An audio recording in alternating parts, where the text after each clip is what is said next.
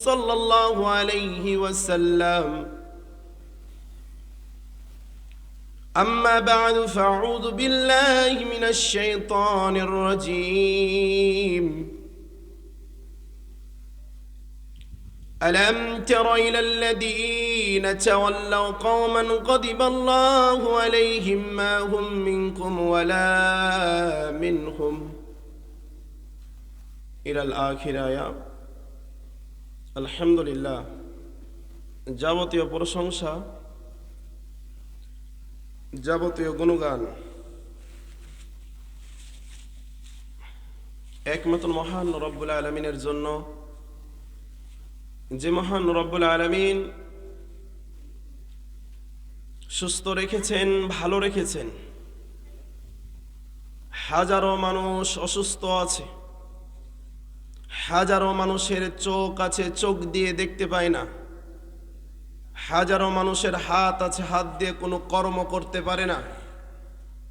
হাজারো মানুষের পা আছে, পা দিয়ে কোনো চলাফেরা করতে পারে না। হাজারো মানুষের মুখ আছে, মুখ দিয়ে কোনো কথা বলতে পারে না। হাজারো মানুষের কান আছে, কান দিয়ে কোনো শ্রবণ করতে পারে না। যে মহান রব্বুল আলামিন, যে রব, যে মালিক আপনাকে আমাকে কান দিয়েছেন, কান দিয়ে শোনার শক্তি দিয়েছেন, চক্ষু দিয়েছেন, চক্ষু দিয়ে দেখার শক্তি দিয়েছেন, হাত দিয়েছেন, হাত দিয়ে কর্ম করার শক্তি দিয়েছেন, পা দিয়েছেন, পা দিয়ে চলার শক্তি দিয়েছেন, মুখ দিয়েছেন, মুখ দিয়ে কথা বলার শক্তি দিয়েছেন। যে মহান রব্বুল আলামিন এত কিছুর শক্তি দিয়েছেন, যে মহান রব্বুল আলামিন এত কিছুর নিয়ামত দিয়েছেন, সেই মহান রবের, সেই সৃষ্টিকর্তার জন্য আমরা শুকরিয়া জানাই। সকলে বলি আলহামদুলিল্লাহ। আল্লাহ সুস্থ রেখেছে না রাখে নাই? আলহামদুলিল্লাহ। ধীরে কেন? আপনার মতন অনেক মানুষ মেডিকেলে ভর্তি আছে, এটা বিশ্বাস করেন? আমি হচ্ছে রাজশাহী চাপাই নবাবগঞ্জের মানুষ, কথা কি বুঝবেন? মেডিকেল বুঝেন? আমার শায়েখ ওস্তাদ যে সমতুল্য বসে আছেন, উনি, আমি দেখেছি টাঙ্গাইলে যতগুলো প্রায় মাহফিল হয়, তিনাকে দেখতে পাওয়া যায়। আল্লাহ কবুল করেন, বলেন আলহামদুলিল্লাহ। এটা আপনাদের জন্য গর্ব। আমি তিনার হয়তো ছাত্র বয়স হব, তিনি আমাকে কোনদিন দেখে নাই, এই প্রথম। কিন্তু আমার ভাই মাসুদুর রহমান বিন ইসমাইলকে তিনি দেখেছেন। পরিচয় দিলে ভালোভাবে আরো চিনতে পারবেন। তো যাই হোক, পরে পরিচিত হবে ইনশাল্লাহ। তো আপনার মতন, আমার মতন অনেক মানুষ মেডিকেলে ভর্তি আছে, এটা বিশ্বাস করেন? তাহলে যেই রব, যে মালিক আপনাকে আমাকে মেডিকেলে পাঠায়নি, কারবালাতে দেয়নি, কবরস্থানে নিয়ে যায়নি, এখনো অসুস্থ করেনি, যেই রব, যে মালিক আপনাকে আমাকে সুস্থ রেখেছে, ওই রবের জন্য কি অন্তর থেকে শুকরিয়া জানা যাবে? ইনশাল্লাহ। বলেন তো আলহামদুলিল্লাহ।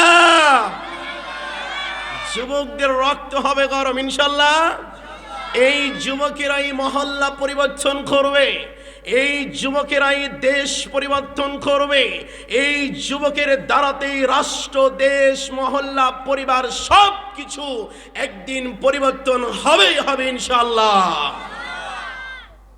তারপরে রাসূলুল্লাহ সাল্লাল্লাহু আলাইহি সাল্লামের প্রতি দুরূদ ও সালাম ও শান্তি বর্ষিত হোক। সকলে বলি সাল্লাল্লাহু আলাইহি ওয়াসাল্লাম। সম্মানিত মুসল্লি কেরাম, উপস্থিত মা ও বোনেরা, আশা করি রব আপনাদেরকে অনেক ভালো রেখেছে। কেমন আছেন আপনারা? আল্লাহ কেমন রেখেছেন? আলহামদুলিল্লাহ। শব্দ বের হবে কি? মানুষ যদি বলে কেমন আছেন, ভালো আছি, এটা বলা যাইব? তাহলে বলতে হবে কি? আলহামদুলিল্লাহ। অনেক ব্যক্তিত্বরা আছে, বলে হ্যাঁ যে ভালো নাই, পরিবারের সুখ নাই, বলে না বলে না? রাসূলুল্লাহ সাল্লাল্লাহু আলাইহি ওয়াসাল্লাম সহিহ বুখারী, আবু দাউদ, তিরমিজির হাদিসে বলছেন, শত কষ্টের ভিতরেও যদি থাকো, অনেক বড় বড় বিপদের উপরেও যদি থাকো, অনেক অনেক সমস্যার ভিতরেও যদি থাকো, সর্বপ্রথম তোমাকে শুকরিয়া জানাইতে হবে কার জন্য? পারা যাবে তো? যে রব বিপদে ফেলেছে, এই রবই তো আমাকে বিপদ থেকে উদ্ধার করবে। পৃথিবীতে কি কেউ পারবে? ক্ষমতা আছে? নেই। তো সর্বখানের জন্য শুকরিয়া জানাবো কার জন্য? আল্লাহ তাআলার জন্য। মানুষ তো আমরা অল্প, মানুষ কি অল্প। ভালো কিছু করার জন্য বেশি সংখ্যক মানুষের প্রয়োজন হয় না, ভালো কাজ করার জন্য বেশি মানুষের দরকার হয় না। বিশাল বড় বড় প্যান্ডেল, বিশাল বড় বড় আয়োজন, সেলিব্রিটি বক্তারা আসে, 2-3 মাস আগে থেকে খালি মাইকিন আর মাইকিন, রাত 2টা-3টা পর্যন্ত ওয়াজ মাহফিল, ফজরের নামাজে এক কাতার মুসল্লি জুটে না, এমন মাহফিল আছে না নাই? এমন মাহফিল কি সফলতা আনবে না মানুষকে ধ্বংসের দিকে নিয়ে যাবে? কথা বলেন, কথা বুঝতে পারছেন না? সারা রাত ধরে মাহফিল, ফজরের নামাজে উপস্থিত হতে পারি না, এমন মাহফিল করে লাভ আছে সমাজে? কোনো লাভ নেই। বক্তাও রাত 3টা পর্যন্ত ওয়াজ করে, ঘুম থেকে উঠে 8টার সময়, এমন বক্তা দিয়ে কি লাভ? আল্লাহ বলছেন না, ইয়া আইয়ুহাল্লাযীনা আমানু লিমা তাকুলুনা মা লা তাফআলুন। ও ঈমানদার, ও পরেশগার, ও পরেশগার ব্যক্তিত্বরা, ও ঈমানদার ব্যক্তিত্বরা, শুনো, তুমি যা মানুষকে বলো তা নিজেকে না পালন করো না। আল্লাহ বলেছে না বলে নাই? আমি মানুষকে বলি ভালো কাজ করেন, আর নিজে কি করি না? ভালো কাজ করি না। সমাজ কখনো পরিবর্তন হবে? কখনো হবে না। তো মহান রব আমাদেরকে সঠিকটা বোঝার শক্তি দান করে দেখ, বলেন আমিন। যারা আমিন বলছেন না ঘুমাচ্ছেন নাকি? আবার বলেন আমিন। আমি বক্তব্য দিব, ইব্রাহিম খলিল বিন ইসমাইল শাইখ, আমি ইব্রাহিম খলিল বিন ইসমাইল বক্তব্য দিব, আপনি ঘুমাবেন, আপনি ঝিমাবেন, এটা আমি মেনে নিতে পারবো না ভাই। এটা আমার পরিষ্কার কথা। এটা কোরআন হাদিসের আলোচনা চলছে। এটা আমি ভোট চাইতে আসিনি দাড়ি পাল্লার জন্য, এটা ভোট চাইতে আসিনি ধানের শীষের জন্য, এই জায়গাতে ভোট চাইতে আসিনি নৌকার জন্য। সবকিছু রাজনীতি হবে কার জন্য? এটা কোনো রাজনীতির আলোচনা চলবে না। যেই জায়গাতে কোনো রাজনীতির আলোচনা নাই, যেই জায়গাতে কোনো স্বার্থ নাই, ওই জায়গা থেকে চোখটা খুলে কানটা খুলে আলোচনা শুনতে পারবো ইনশাল্লাহ। প্রিয় ভাইরা আমার, আমরা মানুষ, আমাদের শুরু হয়েছে, আমাদের কিন্তু একদিন শেষ হয়ে যাবে, এটা বিশ্বাস করি।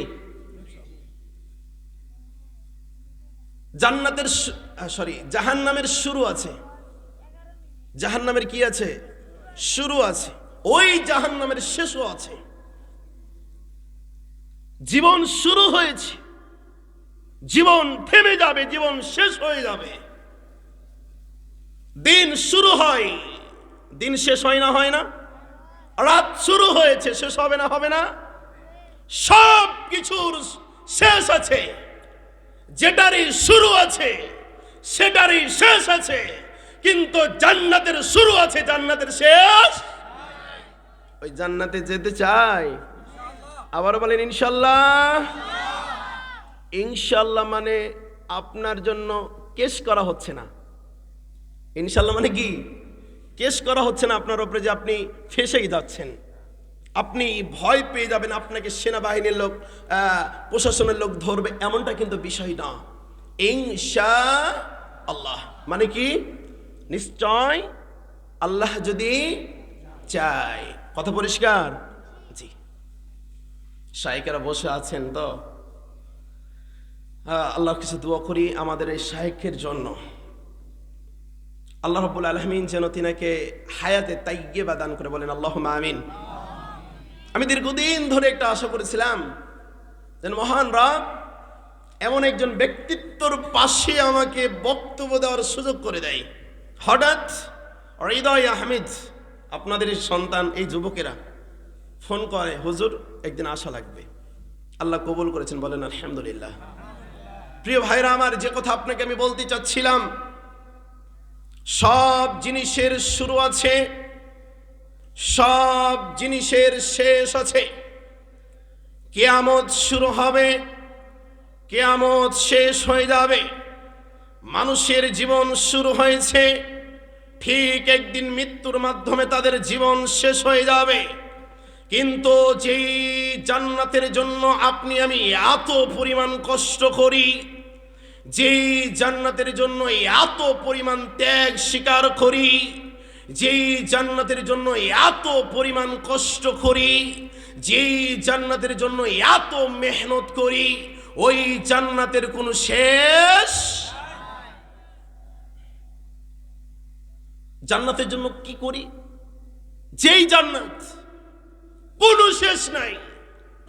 এই পৃথিবী শুরু হয়েছে, ঠিক একদিন এই পৃথিবী শেষ হয়ে যাবে, ধ্বংস হয়ে যাবে। কিন্তু আজকে এই পৃথিবীর মায়াতে পড়ে, পৃথিবীর ভালোবাসায় পড়ে আখেরাত ভুলেছি না ভুলি নাই? কথা বুঝতে পারছেন না? মাত্র রাসূলুল্লাহ সাল্লাল্লাহু আলাইহি ওয়াসাল্লাম বলছেন, আমার উম্মতের বয়স হচ্ছে মাত্র 60 থেকে 70 বছর। 60 থেকে, কথা বলতে হবে আমার সাথে। আমার উম্মত মুহাম্মদ সাল্লাল্লাহু আলাইহি সাল্লাম কে? বলেন বলেন, মুহাম্মদ সাল্লাল্লাহু আলাইহি সাল্লাম। তিনি বলছেন যে আমার উম্মতের বয়স হচ্ছে 60 থেকে 70 বছর। তারপর প্রতিটা উম্মত মাটির সাথে মিশে যাবে। তবে শোনো শোনো শোনো, তবে শোনো শোনো শোনো, আমি মুহাম্মদ সাল্লাল্লাহু আলাইহি সাল্লাম বলছি, তবে শোনো শোনো শোনো, আমি মুহাম্মদ সাল্লাল্লাহু আলাইহি সাল্লাম বলছি, তবে কিছু মানুষ এই 60 থেকে 70 বছরটাই কি করবে? অতিক্রম করবে। তবে শুনে রাখো, যারাই যারাই 60 থেকে 70 বছরকে অতিক্রম করবে, তাদের এত সুন্দর টাইট চামড়াগুলো ঢিল হয়ে যাবে। যারা এই 60 থেকে 70 বছর অতিক্রম করবে, তাদের চোখের পাওয়ার কমে যাবে, তাদের কথার স্পিরিট কমে যাবে, তাদের চলার স্পিরিট কমে যাবে। কথা সত্য না মিথ্যা? আল্লাহ রাসূল বলছেন যে আমার উম্মতের বয়স 60 থেকে 70 বছর। বেশি মানুষ, নারী হোক পুরুষ হোক, বেশি মানুষ এই 60 থেকে 70 ভিতরেই মরে যাবে। তবে যারা জীবিত থাকবে, কিডনি নষ্ট হয়ে গেছে, না হয় প্যারালাইসিস হয়ে গেছে, না হয় হাঁটতে পারে না, না হয় চোখ দিয়ে ঠিক মতো দেখতে পারে না, দাড়িগুলো হয়তো পেকে গেছে, চামড়াগুলো ঢিল হয়ে গেছে। কথা সত্য না মিথ্যা? আমাদের মুরব্বী বসেছেন, বয়স কত? 55। দেখছেন, একদিন এই যুবক ভাই আপনার মতন একদিন তিনি শক্তিশালী ছিলেন, তিনি রাস্তা দিয়ে হেঁটে যেত আপনার মতন শক্তি নিয়ে। আজকে যুবক, তুমি যেই শক্তি নিয়ে রাস্তাতে চলতে পারো, আজকে এই মুরব্বী আমাদের শায়েখ ভাইজান, প্রিয় ভাইজান, ওই শক্তি নিয়ে রাস্তাতে চলতে পারবে? পারবে না। আজকে যুবক, তুমি যত জোরে কথা বলতে পারো, আজকে এই 60-70 বছরের মুরব্বী তত জোরে কথা বলার শক্তি রাখে। তার মানে কি? আল্লাহ রাসূল বলছে যে আমার উম্মতের বয়স 60 থেকে 70 বছর। এদিকে তাকান, ক্যামেরার দিকে শাইখ আব্দুর রাজ্জাকের নাম শুনছেন? শোনেনি মানে? উনি তো আমাদের একটা নেতা বললেই চলে, নাকি ইসলামিক মাইন্ডে, তাই না? শুনেনি মানে? উনি বক্তব্য দিতে লাগলে একটা রাস্তা বিলাও যদি হেঁটে যে ভয় দাঁড়িয়ে যায়। শুনেছেন আপনারা সরাসরি আলোচনা শুনেছেন? তরুণ আলোচনা, কোনো সাউন্ড হবে না। তো ভাই, যে কথা বলতে চাচ্ছিলাম, আল্লাহ রাসূল সাল্লাল্লাহু আলাইহি সাল্লাম বলছেন যে আমার উম্মতের বয়স কত? কথা বলেন কত? 60 থেকে 70 বছর। 60 থেকে 70 বছর যখন শেষ, কবরের দিকে চলে যাবে। কত বছর হয়েছে আপনার? 20 বছর, 30 বছর, অথবা 40 বছর। আমাদের প্রিয় ভাই যেমন বলেছে 55 বছর। ইনার চাইতে বড় কে আছে? এই জায়গাতে হাত তোলেন দেখি। 1 জন, 2 জন, 3 জন, 4 জন। নামান, কবরের দিকে রেডি হন। আমি আল্লাহ রাসূল সাল্লাল্লাহু আলাইহি সাল্লাম একটা সীমা দিয়েছেন। কি দিয়েছেন? সীমা, যে মানুষ এ মাথা থেকে এ পর্যন্ত যাবে তবে তারা মরে যাবে। কিছু মানুষ এ মাথা অতিক্রম করবে, যারাই অতিক্রম করবে তাদের বিভিন্ন সমস্যা হয়ে যাবে। তবে শোনো, আমি যে বলছি যে 60 থেকে, মুহাম্মদ সাল্লাল্লাহু আলাইহি সাল্লাম বলছে। কে বলছে? মুহাম্মদ সাল্লাল্লাহু আলাইহি সাল্লাম। আমি যে বলছি 60 থেকে 70 বছর অতিক্রম করবে, এটা সত্য। তবে 60 থেকে 70 বছর অতিক্রম করতে করতে কত বাধা আস্তে আস্তে তুমি মরে যাওয়া। মরে না? মরে না? মানুষ 10 বছর বয়সে মরে না? মরে না? মানুষ বাচ্চা মায়ের পেটে মারা যায় না? যায় না? আপনাদের হয়তো টাঙ্গাইলে মারা যায় না? যায় মায়ের পেটে মারা যায়। বাচ্চার ডেলিভারির সময় বাচ্চা মারা যায় না? যায় না? তার মানে কি রাসূল সাল্লাল্লাহু আলাইহি সাল্লাম বলছেন আমার উম্মতের বয়স 60 থেকে 70 বছর। একথা সত্য। তবে 60 থেকে 70 বছর আস্তে আস্তে কি হয়ে যাবে? তার আগেই অনেক ব্যক্তিরা ঝরে পড়বে। ধান চেনেন আপনারা? ধান, ওই ধানের আরেকটা শব্দ আছে পাতান, কিট না কি বলেন আপনারা? চিটা না? যেটা ফেলে দিই আমরা, বাতাস দিয়ে ফেলে দিই, ওটা কি বলেন? আমাদের রাজশাহী চাঁপাইনবাবগঞ্জের ভাষা হচ্ছে পাতান। কি পাতান? যাই হোক, আপনার চিট। তো এই যে পাতান বা চিট বলেন, এটা যখন জমি থেকে ধান ওঠা হয়, একে একে পড়তে পড়তে ঝরতে ঝরতে সবগুলো চিট ঝরে যায় না? যায় না? ঠিক তেমনি রাসূলুল্লাহ সাল্লাল্লাহু আলাইহি ওয়াসাল্লাম বলেন, ঠিক তেমনি রাসূলুল্লাহ সাল্লাল্লাহু আলাইহি ওয়াসাল্লাম বলেন, মানুষের যখন মেয়েদের পেটে বাচ্চা চলে আসে, এই বাচ্চা আসা থেকে শুরু করে নিয়ে 60 থেকে 70 বছর হতে হতে একে একে ঝরতে ঝরতে সবাই পৃথিবী থেকে একদিন বিলীন হয়ে যাবে। বলেন সুবহানাল্লাহ। সবাই একদিন বিলীন হয়ে যাবে। হয় কেউ 10 দিন আগে অথবা 10 দিন। অনেক দাদা জীবিত থাকেন, নাতিরা মারা যায় না? যায় না? কথা সত্য না মিথ্যা? বাবা জীবিত থাকে, ইয়াং বাবা, শক্তিশালী বাবা, তবুও ওই সন্তান বাবাকে রেখে মারা যায় না? যায় না? কিসের এত বাহাদুরি তাহলে বলেন? কিসের এত বাহাদুরি? আল্লাহ রাব্বুল আলামিন পবিত্র কোরআনে বলছেন, ইয়া আইয়ুহাল্লাযীনা আমানুত্তাকুল্লাহ, হে ঈমানদারগণ শুনে রাখো। ইয়া আইয়ুহাল্লাযীনা আমানুত্তাকুল্লাহ, হে পরেশগারগণ শুনে রাখো, হে ঈমানদারগণ শুনে রাখো। আমানুত্তাকুল্লাহ, ভয় করতে হবে কাকে? কথা বলতে হবে সবাইকে, ভয় করতে হবে কাকে? আমানুত্তাকুল্লাহ, হে পরেশগার ব্যক্তিরা শুনে রাখো, হে ঈমানদার ব্যক্তিরা শুনে রাখো। আমানুত্তাকুল্লাহ, তোমরা ভয় করো আল্লাহকে, হাক্কা তুকাতিহি, যেভাবে ভয় করা দরকার। কিভাবে ভয় করা দরকার? যেভাবে ভয় করা দরকার। নামে আল্লাহকে ভয় করি এমনটা কিন্তু হলে হবে না। কিন্তু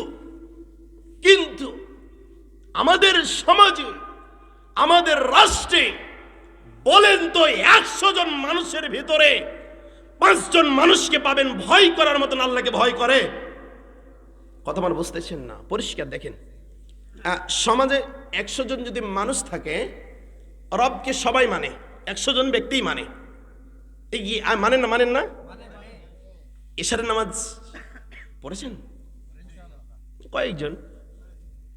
আল্লাহকে মানি এ কথাটা সবাই বলেছেন, এশারের নামাজ পড়েছেন এ কথাটা সবাই বললেন না। তার মানে কি আছে? সমস্যা আছে। এশারটা বাদ দিলাম, দিনের শুরু কি নামাজ? লা লা লা লা লা না, ফজর। ফজরের নামাজ কয়জন পড়েছেন? আমি যদি আপনাকে প্রশ্ন করি, রবকে মানেন, আল্লাহ একজন আছে, এটাকে আপনি বিশ্বাস করেন? মুখে বলে দিচ্ছে হ্যাঁ বিশ্বাস করি, কিন্তু আল্লাহ বলছেন কি? হাক্কা তুকাতিহি ওয়ালা তামুতুন্না, হাক্কা তুকাতিহি ওয়ালা তামুতুন্না, হাক্কা তুকাতিহি ওয়ালা তামুতুন্না ইল্লা ওয়া আনতুম মুসলিমুন। যেভাবে রবকে ভয় করা দরকার ঠিক তোমরা সেভাবে ভয় করো, তবে শুনে রাখো ওয়ালা তামুতুন্না ইল্লা ওয়া আনতুম মুসলিমুন, তোমরা কেউ মুসলিম না হয়ে মৃত্যুবরণ। আয়াতের শুরুতে কি বলেছেন? অমুসলিমদের কি ডাক দিয়েছেন আল্লাহ? কি ডাক দিয়েছেন? ইয়া আইয়ুহাল্লাযিনা আমানু। আমরা মুসলমান প্রায় স্কুল কলেজের ছাত্ররা এতটুকু জানি যে ইয়া আইয়ুহাল্লাযিনা আমানু হুজুরদের কাছ থেকে শুনতে শুনতে হে ঈমানদারগণ। কথা কি সত্য না মিথ্যা? এতটুকু জানি যে হুজুররা প্রতি খুতবাতে কোনো আয়াত না আয়াত বলে ইয়া আইয়ুহাল্লাযিনা আমানু, এতটুকু তো আয়াত কোনো খুতবাতে হয়। মাসের ভিতরে 4টি খুতবার ভিতরে একটা খুতবাতে হয়তো এমন কোনো আয়াত বলে কি যে ইয়া আইয়ুহাল্লাযিনা আমানু। তাহলে আল্লাহ প্রথমেই ডাক দিয়ে বলছেন, ভাই যে ঘুম পাচ্ছেন নো ঘুম, আমি বলেছি ঘুম পাতে পারবেন না। যদি ঘুম আসে, আপনার বিবি আপনার স্ত্রী বিছানা করে রেখেছেন, বাড়ি যেয়ে ঘুমান, এটা ঘুমানোর জায়গা? কথা বলতে হবে, ঘুমানোর জায়গা নয়। প্রতিদিন এই জায়গাতে ওয়াজ মাহফিল, কথা বলেন, ওয়াজ মাহফিল হবে না, কিন্তু প্রতিদিন আপনার বিবি বিছানা পরিষ্কার করে রাখবে না? রাখবে না? ভয় কিসের? যাবেনই তো বাড়ি কিছুক্ষণ পরে, হুজুরও তো চলে যাবে কিছুক্ষণ পরে, আমাদের শায়েখও তো চলে যাবে কিছুক্ষণ পরে, কেউ তো থাকবে না। আপনাকে আমি যে কোরআনের আয়াতটা বলতে চাচ্ছিলাম, মহান রব্বুল আলামিন পবিত্র কোরআনে বলছেন, ভালো করে একটু শ্রবণ করুন তো। মহান রব্বুল আলামিন বলছেন, ইয়া আইয়ুহাল্লাযীনা আমানুত্তাকুল্লাহ, হে ঈমানদারগণ, হে পরেজগারগণ, হাক্কা তুকাতিহি, যেভাবে ভয় করা দরকার, যেভাবে ভয় করা দরকার ঠিক তোমরা সেভাবে ভয় করো, তবে তোমরা শুনে রাখো ওয়ালা তামুতুন্না ইল্লা ওয়া আনতুম মুসলিমুন। অপরিষ্কার ব্যক্তিরা তোমরা শুনে রাখো, অমুত্তাকি ব্যক্তিরা তোমরা শুনে রাখো, ও আল্লাহ ভীরু ব্যক্তিরা তোমরা শুনে রাখো, ওয়ালা তামুতুন্না ইল্লা ওয়া আনতুম মুসলিমুন, তোমরা কেউ মৃত্যুবরণ করিও না, তোমরা কেউ মৃত্যুবরণ করিও না, তোমরা কেউ মৃত্যুবরণ করিও না। ওয়ালা তামুতুন্না ইল্লা ওয়া আনতুম মুসলিমুন, কি না হয়ে? কথা বলেন, কি না হয়ে? মানে কি? আল্লাহ বলছেন ইয়া আইয়ুহাল্লাযীনা আমানু, ঈমানদারকে ডাক দিলেন। কাকে ডাক দিলেন? ঈমানদারদেরকে ডাক দিলেন। আবার বলছেন হাক্কা তুকাতিহি ওয়ালা তামুতুন্না, যেভাবে ভয় করা দরকার সেভাবে করো। আবার বলছেন ওয়ালা তামুতুন্না ইল্লা ওয়া আনতুম মুসলিমুন, মুসলিম না হয়ে মৃত্যুবরণ করো না। সম্মানিত হাজিরিন, ভালো করে আপনারা কথাগুলো শ্রবণ করুন।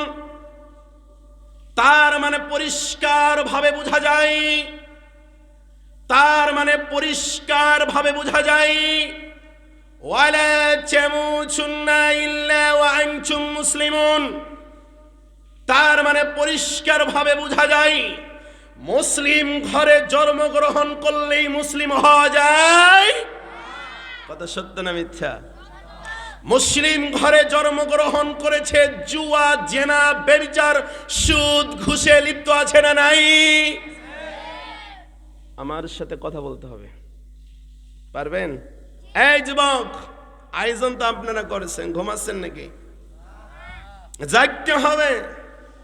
বয়স্কদেরকে দিয়ে সমাজ, পরিবার, ফ্যামিলি, রাষ্ট্র পরিবর্তন আর হবে?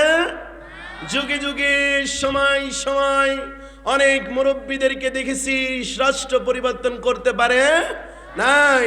এখন ওই যুবকের রক্ত গরম দিয়ে ফ্যামিলি, সমাজ, থানা, জেলা, বিভাগ, রাষ্ট্র, রাজধানী সব কিছু কি করতে হবে? পরিবর্তন করতে হবে। কথা বোঝা গেছে? যে বলছি চাচ্ছিলাম, তার মানে কি মহান রব্বুল আলামিন বলছেন, ওয়ালা তামুতুন্না ইল্লা ওয়া আনতুম মুসলিমুন, তোমরা কেউ মুসলিম না হয়ে মৃত্যুবরণ করো না। আজকে আমাদের মুসলিম সমাজে দেখতে পাওয়া যায়, বাবা মুসলিম, মা মুসলিম, তার 14 গোষ্ঠী সবাই মুসলিম, তার সন্তান মুসলিম ঘরে জন্ম নিয়েছে, তার সন্তান সুদ, ঘুষে জড়িত আছে না নাই? এমনও পরিবার রয়েছে মুসলিম ঘরে সন্তান জন্মগ্রহণ করেছে, জুয়াল, লটারির সাথে জড়িত আছে না নাই? এমনও মুসলিম ঘরে সন্তানেরা জড়িত আছে, এমনও মুসলিম ঘরে সন্তানেরা প্রবেশ করে ওই মুসলিম ঘরে জন্মগ্রহণ করেছে, ওই মুসলিম ঘরের সন্তান বেঈনামাজি আছে না নাই? বলেন তো গো ভাই। একজন কাফের, একজন বেঈনামাজি, একজন কাফের, একজন মুমিনের ভিতরে পার্থক্য কোন জায়গাতে? বলেন বলেন। একজন কাফের কে? কথা বলেন, কে? কাফের কি রবের বন্ধু? কাফের কার বন্ধু বলেন? এই ভাই, আল্লাহর বিপরীতে কাজ করে যাচ্ছে কে? কথা পরিষ্কার বুঝতে পারছেন না? ডান দিকে কার রাস্তা? আল্লাহর। আর বাম দিকে কে টানছে? আসো আসো, আমার দলে আসো, এই অন্যায় করো, ভালো করো, তোমার শরীর সুস্থ থাকবে, তোমার স্বাস্থ্য ভালো থাকবে, তুমি অন্যায় ভাবে টাকা পয়সা উপার্জন করো, তোমার বাড়ি গাড়ি হবে, ধন সম্পদ হবে, কিন্তু দিন শেষে তোমাকে ধ্বংস করে দিবেন তিনি কে? সুদ যদি খান, সুদ কি? সুদ বুঝেন আপনারা? সুদ কি রান্না করে খাই? কি করে খাই? জায়গায় জমিয়ে খাই। আমি আগেই বলেছি, কারোর বিরুদ্ধে কথা বলতে আসি নাই। আমি কথা বলবো কার পক্ষ নিয়ে? আপনার আল্লাহর পক্ষে তো ইনশাআল্লাহ। এমনও পরিবার আছে, এমনও পরিবার আছে, তার স্ত্রী বলেন, তার সন্তানেরা বলেন, তার ছেলে বলেন, মেয়ে বলেন, সব কিছু তার সুদের টাকাতে চলে। কথা ঠিক কিনা? ফ্যামিলি চলবে না সুদের টাকা যদি না থাকে। আপনার চলবে, কিন্তু অনেক মানুষের চলবে না। কথা সত্য না মিথ্যা? বেশিরভাগ বড় বড় বিল্ডিং এ সুদের টাকা, লাভের টাকা লাগা আছে না নাই? কাল্লা ইযা দুক্কাতিল আরদু দাক্কান দাক্কা, রব বলছে কিয়ামতের আগে এই টাকা পয়সার বাড়িগুলো তুলার মতন করে উড়ে বেড়াবে। বলেন সুবহানাল্লাহ। টিকবে না, কিচ্ছু টিকবে না। তবে কিছু পরিবার অবৈধ টাকা পয়সা উপার্জন না করলে তাদের দিন, কথা বলেন, আপনাকে আমি বলতে চাই, রিস্কা চালিয়ে, এদিকে তাকান, আপনাকে আমি বলতে চাই, রিস্কা চালিয়ে, ভ্যান চালিয়ে, কামলা দিয়ে, রিস্কা চালিয়ে, ভ্যান চালিয়ে, কামলা দিয়ে তবুও যদি না হয় ভিক্ষা করে আপনি খাবেন, তবুও আপনি কোনোদিন সুদের সাথে জড়িত হতে পারবেন। জন্ম কোথায়? মুসলিম ঘরে। কথা বলেন, আমার জন্ম কোথায়? আমার পরিচয় কি? আমি মুসলিম। ইহুদি খাবে ঘুষ, খ্রিস্টান খাবে ঘুষ, বৌদ্ধরা খাবে ঘুষ, যাদের জন্মের ঠিক থাকে না, যাদের ধর্মের কোনো পরিচয় পাওয়া যায় না, তারা অবৈধ কাজে লিপ্ত থাকতে পারে, আমরা মেনে নিতে পারি। কিন্তু আমার বাবা মুসলিম, আমার মা মুসলিম, আমি অবৈধ টাকা উপার্জন করতে পারি? করতে পারবেন? আমি মুসলিম। আমার বাবা শুক্রবার হলে কোথায় যাই গো? কথা বলে না গো, মসজিদে যাই। আমার বাবা, আমিও, আমার স্ত্রী বোরখা পরে, হাতে মোজা দিয়ে, পায়ে মোজা দিয়ে বাজারের উপর দিয়ে যাই।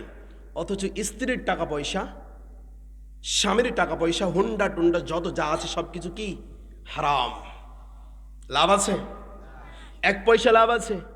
বলেছি ভিক্ষা করে খাবেন। আল্লাহ বলছে ওয়ালা তামুতুন্না ওয়ালা তামুতুন্না ইল্লা ওয়া আনতুম মুসলিমুন। ও পৃথিবীর মানুষ, ও পৃথিবীর মানুষ, তোমরা শুনো, তোমরা কেউ মৃত্যুবরণ করো না। ওয়ালা তামুতুন্না ইল্লা ওয়া আনতুম মুসলিমুন। কি না হয়? মুসলিম না।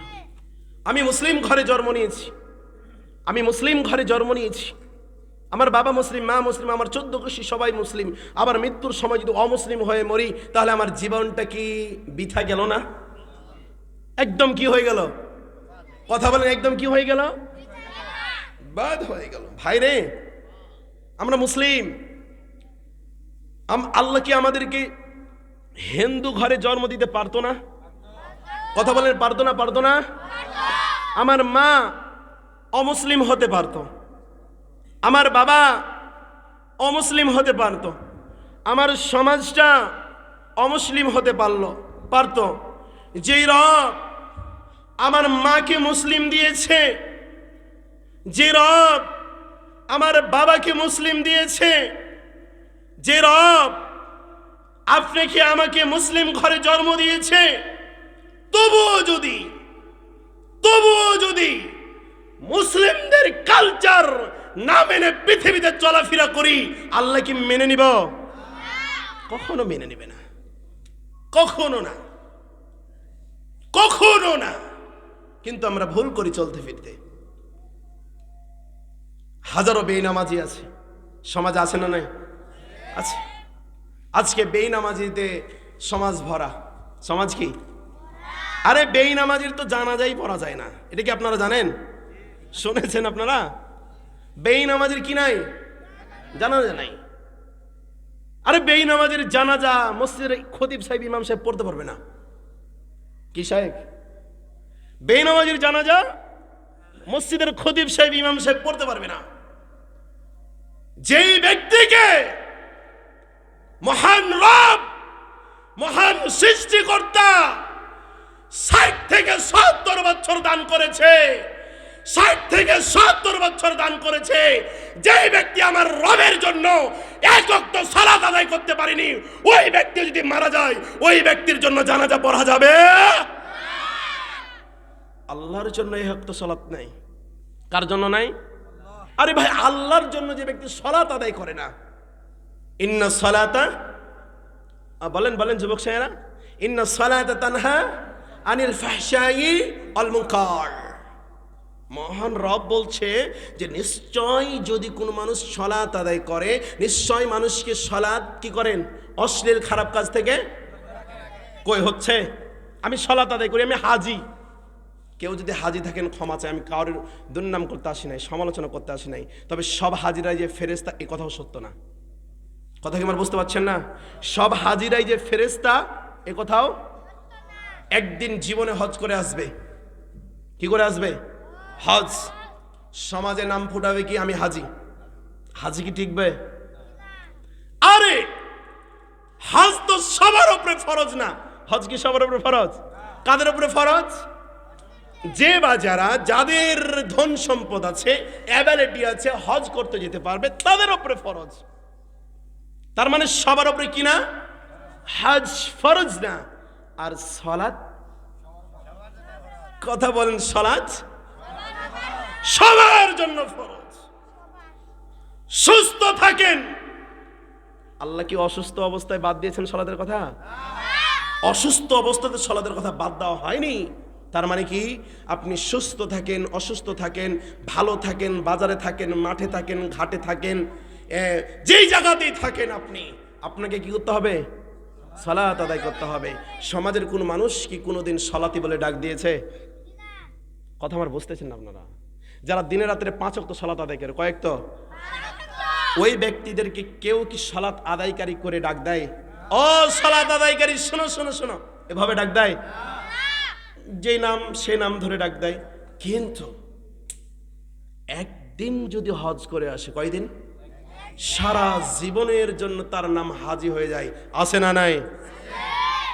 এইভাবে কোন হাজি যদি মানুষকে দেখানোর জন্য, নাম ফুটানোর জন্য, আমার সমাজের মানুষ, আমার দেশের মানুষ, আমার সমাজের মানুষ একদমে আমাকে হাজি বলে ডাকবে, এই উদ্দেশ্যে যদি হজ করতে যায়, তার হজ হবে না, হবে না, হবে না। কথা ঠিক কিনা? চলবে না। সব কিছু কাকে সন্তুষ্ট করার জন্য? কথা বলতে হবে কাকে? আমি তো আপনাদের চাইতে জোরে বলছি গো। আবার বলেন, কাকে সন্তুষ্ট করার জন্য?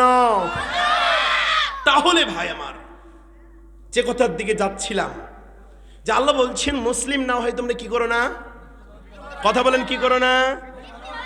তাহলে একজন মুমিন একজন কাফেরের ভিতরে পার্থক্য কি?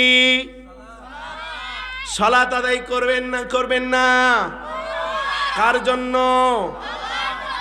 কিছু মুসল্লি আছে বছরে 2 বার। কয়বার? কোন কোন দিন বলেন তো? ঈদুল আজহা, ঈদুল ফিতর, ঈদুল ফিতর। এক কথায় পরিষ্কার, কুরবানির ঈদ আর রোজার ঈদ, পরিষ্কার বাংলা কথা। আরো কিছু মুসল্লি আছে লোক দেখানো সালাত। কি দেখানো সালাত? যেমন লোক দেখানো সালাতটা কিভাবে বেশি হয়ে থাকে? না শোনা ভাই, জানাজা না। বাজারে বসে আছে। কিসে বসে আছে? মাগরিবের আজান হয়ে গেছে। কিসের আজান হয়ে গেছে? মাগরিবের আজান হয়ে গেছে। এখন 5 জন বন্ধু বসে আছে। 3 জনে কোথায় যাবে? সালাত আদায় করতে যাবে। এখন এই 2 জন কি আর বসে থাকতে পারবে? পা ধোয়া থাক না থাক, মসজিদে ঢোকো আগে। আছে না নাই গো? হয়তো আপনাদের টাঙ্গাইলে নাই, হয়তো আপনাদের বল্লাতে নাই, কিন্তু আমাদের চাঁপাইনবাবগঞ্জ, রাজশাহীর ভিতরে হাজারো হাজারো শত শত এরকম নামধারী মুসল্লি পাওয়া যায়। বলেন নাউজুবিল্লাহ। আমার বিশ্বাস বাংলাদেশ ছাড় নেই। শুধু চাঁপাইনবাবগঞ্জ জেলার এবং রাজশাহী বিভাগের দোষ দিলে হবে না, সব জায়গায় একই অবস্থা। কথা সত্য না মিথ্যা? একজন ইমাম সাহেব বলতে পারবেন যে তার সমাজের কি অবস্থা। 5 ওয়াক্ত নামাজে কয়জন আসেন আর কয়জন আসেন না? ভাই আমার, সালাত ছাড়া কি জান্নাত যেতে পারবেন? রাসূলুল্লাহ সাল্লাল্লাহু আলাইহি ওয়াসাল্লাম বলছেন, আউয়ালু মা ইউহাসাবু বিহিল আবদ, আউয়ালু মা ইউহাসাবু বিহিল আবদ, আউয়ালু মা ইউহাসাবু বিহিল আবদু। মহান রব রাসূলুল্লাহ সাল্লাল্লাহু আলাইহি ওয়াসাল্লাম বলছেন, ও দুনিয়ার মানুষ তোমরা শোনো, ও ও দুনিয়ার ব্যক্তিত্বরা তোমরা শোনো, ও দুনিয়ার মানুষ তোমরা শোনো, আউয়ালু মা ইউহাসাবু বিহিল আবদু ইয়াউমাল কিয়ামাহ, ওই কিয়ামতের ময়দানে আউয়ালু মা ইউহাসাবু, যখন ওই সূর্য একদম নিচে চলে আসবে, তোমার মাথার মগজগুলো গরম পানি দিয়ে যেভাবে টকবক করে ফুলে, তোমার মাথার মগজগুলো ঠিক এভাবে টকবক করে ফুলতে থাকবে। আমি রাসূলুল্লাহ সাল্লাল্লাহু আলাইহি সাল্লাম বলছি, আমি মুহাম্মদ সাল্লাল্লাহু আলাইহি সাল্লাম বলছি, আউয়ালু মা ইউহাসাবু বিহিল আবদু ইয়াউমাল কিয়ামাতিস সালাহ, ওই কঠিন অবস্থাতে তোমার সর্বপ্রথম হিসাব হবে কিসের? কথা বলেন কিসের? নামাজ যার সঠিক নাই তার কিছু নাই। এখন আপনি ভুল ধরেন হজের বিষয় যে বললাম, আপনি বলবেন হুজুর হজ এত টাকা দিয়ে খরচ করে, কম করে বাংলাদেশে 9 লক্ষ টাকা লাগে নাকি সাহেব? প্রায় 7-8 লাখ।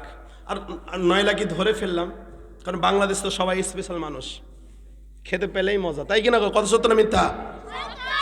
তো এই যে 9 লাখ, আমি যে কথা বলছিলাম, আউয়ালু মা, এই হাদিস থেকে আপনারা বলেন তো আমি কথা সত্য বলেছি না মিথ্যা বলেছি? কি বলেছি আমি? দেখেন, আউয়ালু মা ইউহাসাবু বিহিল আবদু ইয়াউমাল কিয়ামাতিস সালাহ, বান্দার সর্বপ্রথম হিসাব নেওয়া হবে কিয়ামতের ময়দানে কোনটা? এবার রাসূলুল্লাহ সাল্লাল্লাহু আলাইহি ওয়াসাল্লাম এই হাদিসে বলছেন, যার সালাত সঠিক আছে, যার সালাত সঠিক আছে, দুনিয়ার যতগুলো ইবাদত রয়েছে, দুনিয়ার যতগুলো ইবাদত রয়েছে, দুনিয়ার যতগুলো ইবাদত রয়েছে, সমস্ত ইবাদতগুলো গ্রহণযোগ্য হবে কার কাছে? এবার রাসূলুল্লাহ সাল্লাল্লাহু আলাইহি ওয়াসাল্লাম বলেন, যদি সালাত সঠিক না থাকে, যদি সালাত সঠিক না থাকে, যদি সালাত সঠিক না থাকে, যতই হজ করুক, যতই দান খয়রাত করুক, যতই রমাদান মাসে সিয়াম আদায় করুক, কোনো আমল গ্রহণযোগ্য হবে। এবার হাজিদের বিষয় বলেন। অনেক হাজিরা আছে হজ করে এসে নামাজ পড়ে না, আছে না নাই? আমি দেখছি ভাই, মানে আমাদের অনেক হাজিদেরকে যে নাম হজ করে আসার পর বন্ধের জমিকে অন্যায়ভাবে মেরে নেয়। কাদের জমি? বোন বুঝেন আপনারা? অনেক হাজি আছে কি করে, ভাইদের জমি অন্যায়ভাবে কি করে নেয়? মেরে নেয়। বলেন এবার আপনারা বলেন, যার সালাত নাই, যার সালাত নাই, যার নামাজ নাই, তার কি, সে ব্যক্তি যদি হজ করার পরে যদি সালাত আদায় না করে, তার হজ কি কবুল হবে? আপনারা বলেন হবে? আপনারাই দলিল দিবে। আরে ভাই, তুমি হজ করেছো, তুমি হজ করেছো, কিন্তু তুমি তো ফজরের সালাতে উপস্থিত হতে পারো না। একজন হাজি আর একজন দরিদ্র নামাজি, কথাটা ভালো করে বুঝবেন, হ্যাঁ? একজন হাজি আর একজন দরিদ্র। আপনাদের সমাজে কি দরিদ্র মানুষ আছে? না, নাই, এজন্য কথা বলছেন আপনারা। দরিদ্র কাদেরকে বলা হয় জানেন? যাদের টাকা পয়সা নাই তাদেরকে তো বলা হয়। সমাজের ভিতরে অন্যতম দরিদ্র হচ্ছে তারাই যাদের টাকা পয়সা নাই তো নাই, মানুষের কাছে হাতও পাততে পারে কি শাইখ, তাই কিনা? অনেক দরিদ্র আছে, প্রতিদিন সকাল হলে আমার বাড়িতে এসে বলে লা ইলাহা ইল্লাল্লাহু মুহাম্মাদুর রাসূলুল্লাহ, কই গো আমাকে কিছু ভিক্ষা দেন। আছে না নাই এমন সমাজে? এরা পরিচিত দরিদ্র নয়। সমাজে আপনার বাড়ির পাশে আপনার প্রতিবেশী, হাজারো প্রতিবেশী আছে, দিন শেষ হলে খাবার ভালোভাবে খেতে পারে না, অথচ তারা মানুষের কাছে হাত পাততে পারে। এরাই হচ্ছে প্রকৃত দরিদ্র। আমি যে কথা বলতে চাচ্ছিলাম যে এই দরিদ্র ব্যক্তিরা যারা সমাজে রয়েছে, তারা যদি দিনে রাত্রে 5 ওয়াক্ত সালাত আদায় করে থাকে, আর ওই হাজি যে 9 লক্ষ টাকা করে হজ আদায় করে এসেছে, আল্লাহর কাছে সম্মানিত ব্যক্তি কে বলেন? কথা বলেন কে? কেন দরিদ্র ব্যক্তি? 5 ওয়াক্ত সালাত, কিন্তু ভাই এটা কম বিষয় না। যারা আদায় করে তাদের কাছে কি একবারে ইজি, আর যারা আদায় করে না, মনে হচ্ছে দুনিয়ার সমস্ত বোঝা তাদের মাথার উপরে। কথা সত্য না মিথ্যা? যারা সালাত আদায় করে, যারা 5 ওয়াক্ত সালাত নিয়ম আদায় করে, তাদের যদি কোনো কাজে কোনো কারণে 1 ওয়াক্ত সালাত মিস হয়ে যায়, এই মনে জ্বালা শুরু হয় না? হয় না? মা বোনেরা আছে তো? আছে আছে। বোন আমার, আপনাকে বলবো কিছু কথা শুনেন। শুরু করেছি, কয়টা বাজে? চালাই যায়, 11টাই বাজেনি। বলেন আলহামদুলিল্লাহ। চলবে আলোচনা ইনশাল্লাহ? আছেন তো ইনশাল্লাহ? প্রিয় ভাইরা আমার শুনেন, যদি সালাত আদায় না করে থাকেন, আল্লাহ তো আপনাকে ভালোবাসবে না, বাসবে না। দুনিয়ার কোনো মানুষও আপনাকে ভালোবাসা দিবে না। যদি সালাত আদায় না করেন, আল্লাহ তো আপনাকে ভালোবাসবে না, বাসবে না। দুনিয়ার কোনো মানুষ আপনাকে ভালোবাসা দিবে না, এবং দুনিয়ার যে কোনো মানুষ আপনাকে ভালোবাসা দিবে না। কবরও কিন্তু আপনাকে কোনো জায়গা, কথা বলেন, কবরও কিন্তু জায়গা। বন্ধু, কবরের নাম শুনেছেন? শ্বশুর বাড়ি? কি শ্বশুর বাড়ি না? আপনারা মনে হয় কবর চিনেন না। দেখছেন কোনোদিন কবর? আপনাদের টাঙ্গাইলে কবর নাই, যেন গলার জোর নাই। আমাদের রাজশাহীতে কবর আছে, জঙ্গলে। কোথায়? ও, আপনারা তো কারবালা বলেন নাকি? কবরস্থান বলেন না? আচ্ছা আচ্ছা, আমি গাজীপুরে, আমার সেক্রেটারি এসছে, ইনারা এসছে, ওইদিকে কারবালা বলা হয়। কি বলা হয়? কারবালা বলে, কবরস্থান সবই একই। যে কথা বলতে চাচ্ছিলাম, যে কবর, প্রথম কথা কি বলেছি? যারা সালাত আদায় করে, এই মুরব্বী এদিকে দেখান, আপনাকে বলতে চাচ্ছি আমি, যারা সালাত আদায় করে না, কি আদায় করে না, তাদেরকে প্রথমে সর্বপ্রথম ভালোবাসে না কে? কথা বলেন কে? আওয়াজ হচ্ছে না, কে? সর্বপ্রথম আল্লাহ তাদেরকে ভালোবাসে না, এবং তারপরে পৃথিবীর কোন ফেরেশতা তাদেরকে ভালোবাসে না, তারপরে কোন মানুষ তাকে ভালোবাসা দিবে না, তারপরে কোন পশু পাখি তাকে ভালোবাসা দিবে না। যে সালাত আদায় করে না, শেষ পর্যন্ত তার কবর তাকে কবর জায়গা দিবে। কবর কি চিনেন?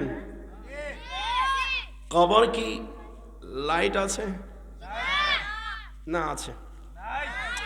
কবর কি শ্বশুর বাড়ি, যে স্ত্রীকে ফোন করে বলবো, ও হে কমলের মা, তোমার বাবাকে বলো আমি আসতেছি একটা দেশি মুরগ জবাই করতে? বলে না? বলে না? অনেক জামাই আছে না নাই?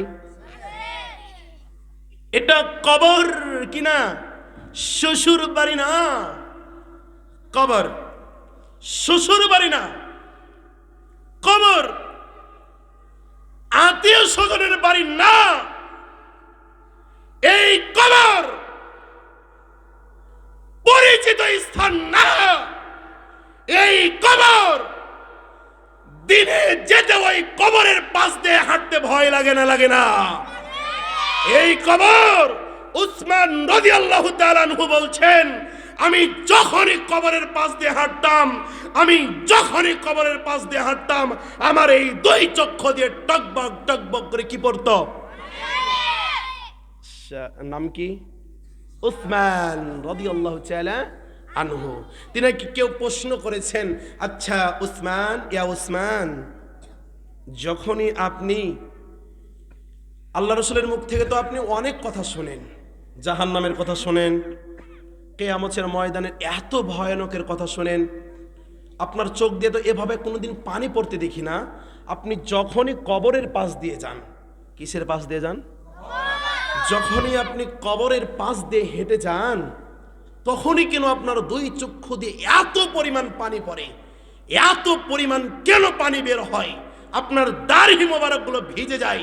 এ উসমান, উসমান রাদিয়াল্লাহু তাআলা আনহু বলছেন, আমি রাসূলুল্লাহ সাল্লাল্লাহু আলাইহি সাল্লামের কাছে শুনেছি, উসমান রাদিয়াল্লাহু তাআলা আনহু বলছেন, আমি রাসূলুল্লাহ সাল্লাল্লাহু আলাইহি সাল্লামের কাছে শুনেছি, যদি কোনো মানুষ, যদি কোনো ব্যক্তি, যদি কোনো ছেলে, যদি কোনো নারী, যদি কোনো ব্যক্তি এই কবরের ফিতনা থেকে বেঁচে যায়, এই কবরের ফিতনা থেকে বেঁচে যায়, এই কবরের ফিতনা থেকে বেঁচে যায়, তাহলে এই ছেলে, এই মেয়ে সমস্ত ফিতনা থেকে বেঁচে যাবে। সুবহানাল্লাহ। শোনো, আমি রাসূলুল্লাহ সাল্লাল্লাহু আলাইহি সাল্লামের মুখে আরো শুনেছি, আমি রাসূলুল্লাহ সাল্লাল্লাহু আলাইহি সাল্লামের মুখে আরো শুনেছি, যদি কোনো মানুষ এই কবরে আটকে যায়, কোনো মানুষ এই কবরে বেঁধে যায়, তার প্রতিটা স্টপে সে ব্যক্তি কি হবে? বেঁধে যাবে। উসমান রাদিয়াল্লাহু তাআলা আনহু বলছেন, কবরটা হচ্ছে মেন। কবর কি? মেন। যদি যদি আপনি বা আমি বা আপনারা বা আমরা কেউ যদি ওই অন্ধকার কবরে এক বিন্দু পরিমাণ বেঁধে যায়, যতগুলো ধাপ রয়েছে, যতগুলো স্থান রয়েছে, সমস্ত স্থানগুলো কঠিন করে দিবেন তিনি কে? তার মানে সালাত যদি আদায় না করেন, কবর আপনাকে জায়গা, যদি কবর আপনাকে জায়গা না দেয়, জায়গা দিবে না মানে কি? আপনাকে কবরেই খেয়ে নিবে, কিন্তু জায়গা দিবে না মানে কি? কবর আপনাকে ভালোবাসবে না, ভালোবাসা পাবেন না। আর কবরের ভালোবাসা যদি না পান, কবরে কি আপনার নেতা আপনাকে সাহায্য করবে? কবরে কি আপনার বন্ধু আপনাকে সাহায্য করতে যাবে? ও ধনত্ব ব্যক্তিরা শোনো, ও টাকা পয়সাওয়ালা ব্যক্তিরা শুনেন, হাজার হাজার টাকা, লক্ষ লক্ষ টাকা স্ত্রীর জন্য, ছেলের জন্য, মেয়ের জন্য, মেয়ের জামাইয়ের জন্য অবৈধভাবে উপার্জন করেছ, অবৈধভাবে এখন উপার্জন করছো। ভাই, ওই কবরে যদি চলে যাও, ওই স্ত্রী, ওই সন্তান, ওই মেয়ে আমার কবরে কি যাবে? যেই কবরে আমার স্ত্রী যাবে না, আমার ছেলে যাবে না, আমার মেয়ে যাবে না, কেউ আমাকে সাহায্য করবে না, ওই কবরে যাওয়ার পরে কেউ আমাকে সাহায্য করবে না, তাহলে যাদের জন্য এত কিছু করতেছি, কেউ যদি আমাকে সাহায্য না করে, এদের জন্য অবৈধভাবে কিছু করে লাভ আছে? রাসূলুল্লাহ সাল্লাল্লাহু আলাইহি ওয়াসাল্লাম বলছেন, সহিহ বুখারী মুসলিম শরীফের হাদিস, রাসূলুল্লাহ সাল্লাল্লাহু আলাইহি ওয়াসাল্লাম বলেন, ও আমার সাহাবায়ে কেরাম তোমরা শোনো, ও আমার সাহাবায়ে কেরাম তোমরা শোনো, মানুষ যখন মরে যায়, মানুষ যখন নিঃশ্বাস মানুষের বন্ধ হয়ে যায়, মানুষ যখন মরে যায়, এই মানুষের, এই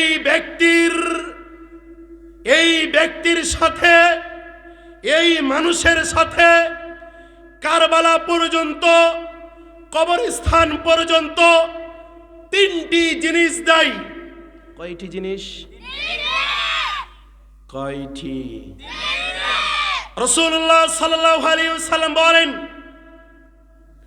কারবালা পর্যন্ত তিনটি জিনিস যায়। সাহাবায়ে কেরাম বলেন, ইয়া রাসূলুল্লাহ সাল্লাল্লাহু আলাইহি ওয়াসাল্লাম, হে আল্লাহ রাসূল, হে আল্লাহ রাসূল সাল্লাল্লাহু আলাইহি ওয়াসাল্লাম, আপনি আমাদেরকে বলে দেন, আপনি আমাদেরকে বলে দেন, আপনি আমাদেরকে বলে দেন, ওই কারবালাতে, ওই কবরস্থানে কোন তিনটি জিনিস চাই? রাসূলুল্লাহ সাল্লাল্লাহু আলাইহি সাল্লাম বলছেন ওই কবরস্থানে তিনটি জিনিস হয়। কয়টি জিনিস? তিনটি জিনিস। তবে দুটি জিনিস বাড়িতে চলে আসে। কয়টি জিনিস বাড়িতে চলে আসে? রাসূলুল্লাহ সাল্লাল্লাহু আলাইহি সাল্লাম বলছেন ও আমার সাহাবায়ে কেরাম শোনো, তিনটির ভিতরে দুটি বাড়িতে চলে আসে। তোমার কাছে অবশিষ্ট কয়টা থাকে? একটা ওই বাঁশের ফালাটির নিচে থেকে যায়। সাহাবায়ে কেরাম প্রশ্ন করলেন ইয়া রাসূলুল্লাহ সাল্লাল্লাহু আলাইহি সাল্লাম, হে আল্লাহর রাসূল, কোন দুইটি জিনিস বাড়িতে ফেরত চলে আসে? কোন দুইটি জিনিস বাড়িতে ফেরত চলে আসে? ইয়া রাসূলুল্লাহ সাল্লাল্লাহু আলাইহি সাল্লাম, হে আল্লাহর রাসূল, আপনি আমাদেরকে বলেন আর কোন একটি জিনিস ওই অন্ধকার কবরে থেকে যায়? কথোপকথন কার সাথে চলছে? রাসূলুল্লাহ সাল্লাল্লাহু আলাইহি সাল্লাম। কি সম্পর্কে? কবর সম্পর্কে। রাসূলুল্লাহ সাল্লাল্লাহু আলাইহি সাল্লাম বলেন ও আমার সাহাবায়ে কেরাম শুনো শুনো, ও আমার সাহাবায়ে কেরাম শুনো শুনো, যেই দুটি জিনিস তোমার বাড়িতে চলে আসে, এক তোমার ধন সম্পদ বাড়িতে চলে আসবে, যেই ধন সম্পদের জন্য তুমি হালাল বুঝো নাই, তুমি হারাম বুঝো নাই, তুমি সত্য বুঝো নাই, তুমি মিথ্যা বুঝো নাই, এই ধন সম্পদ তোমার বাড়িতে চলে আসবে। দুই, তোমার আত্মীয় স্বজন যাদেরকে নিয়ে তুমি মেতে থাকতা, যাদেরকে নিয়ে তুমি মেতে থাকতা, যাদেরকে নিয়ে তুমি উঠা বসা করতা, এই আত্মীয় স্বজন ওই কারবালা থেকে চলে আসবে। কয়টি? এক। বন্ধু কি শুনছেন? এক চলে আসবে কি? ধন সম্পদ। দুই, আত্মীয় স্বজন। এবার সাহাবায়ে কেরাম বলছেন ইয়া রাসূলুল্লাহ সাল্লাল্লাহু আলাইহি ওয়াসাল্লাম,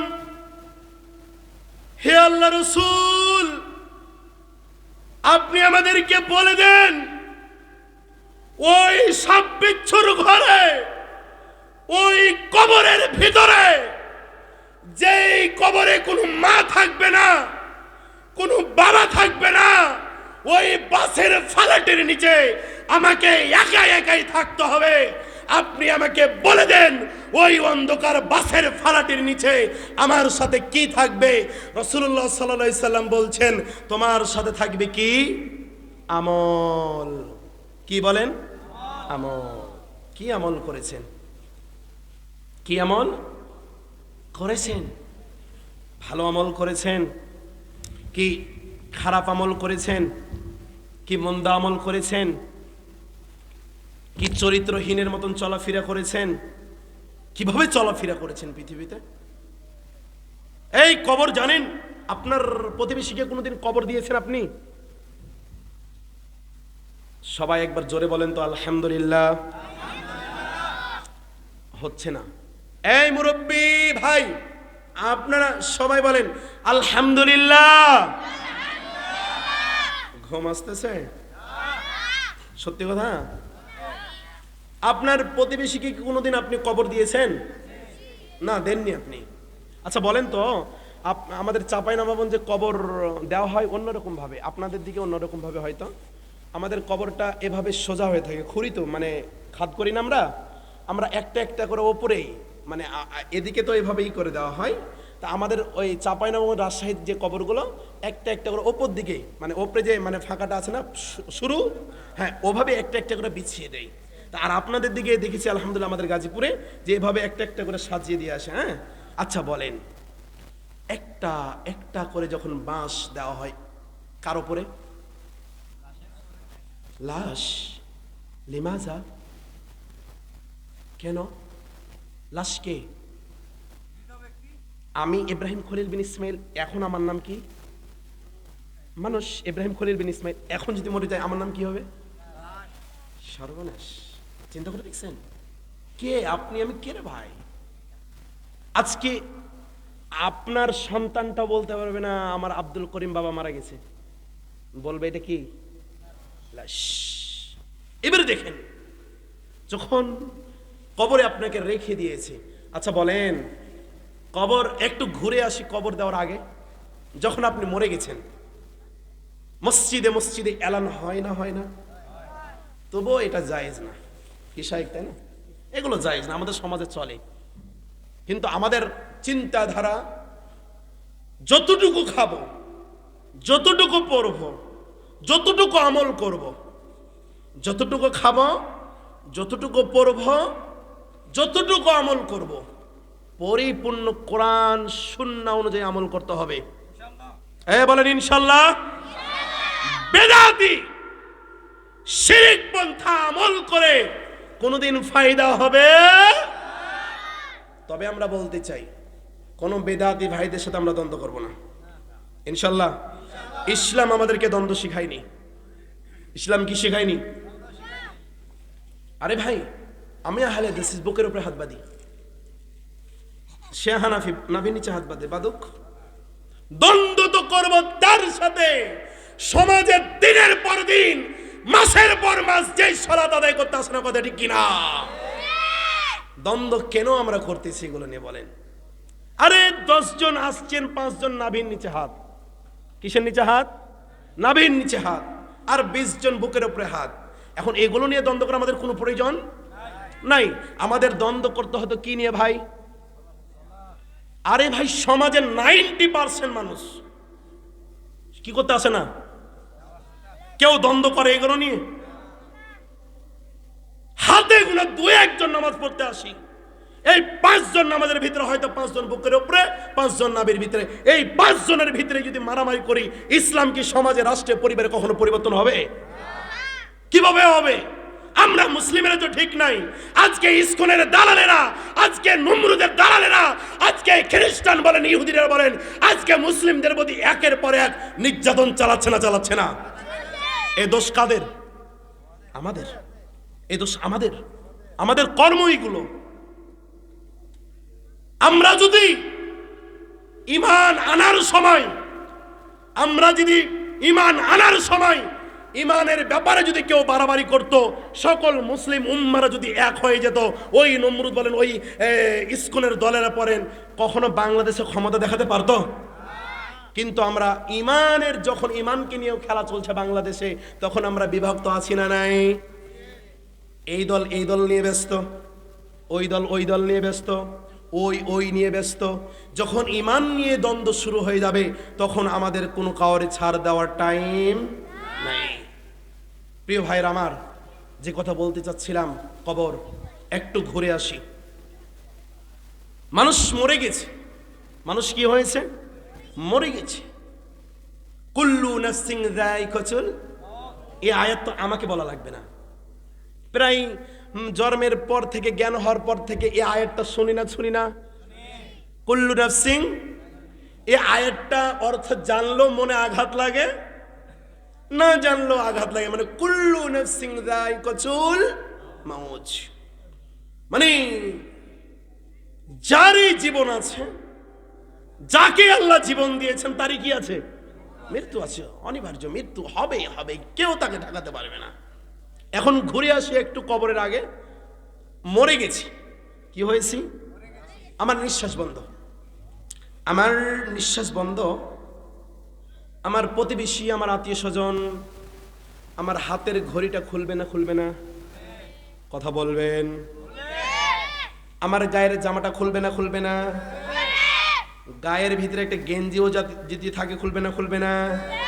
যদি পায়জামা থাকে, খুলবে না?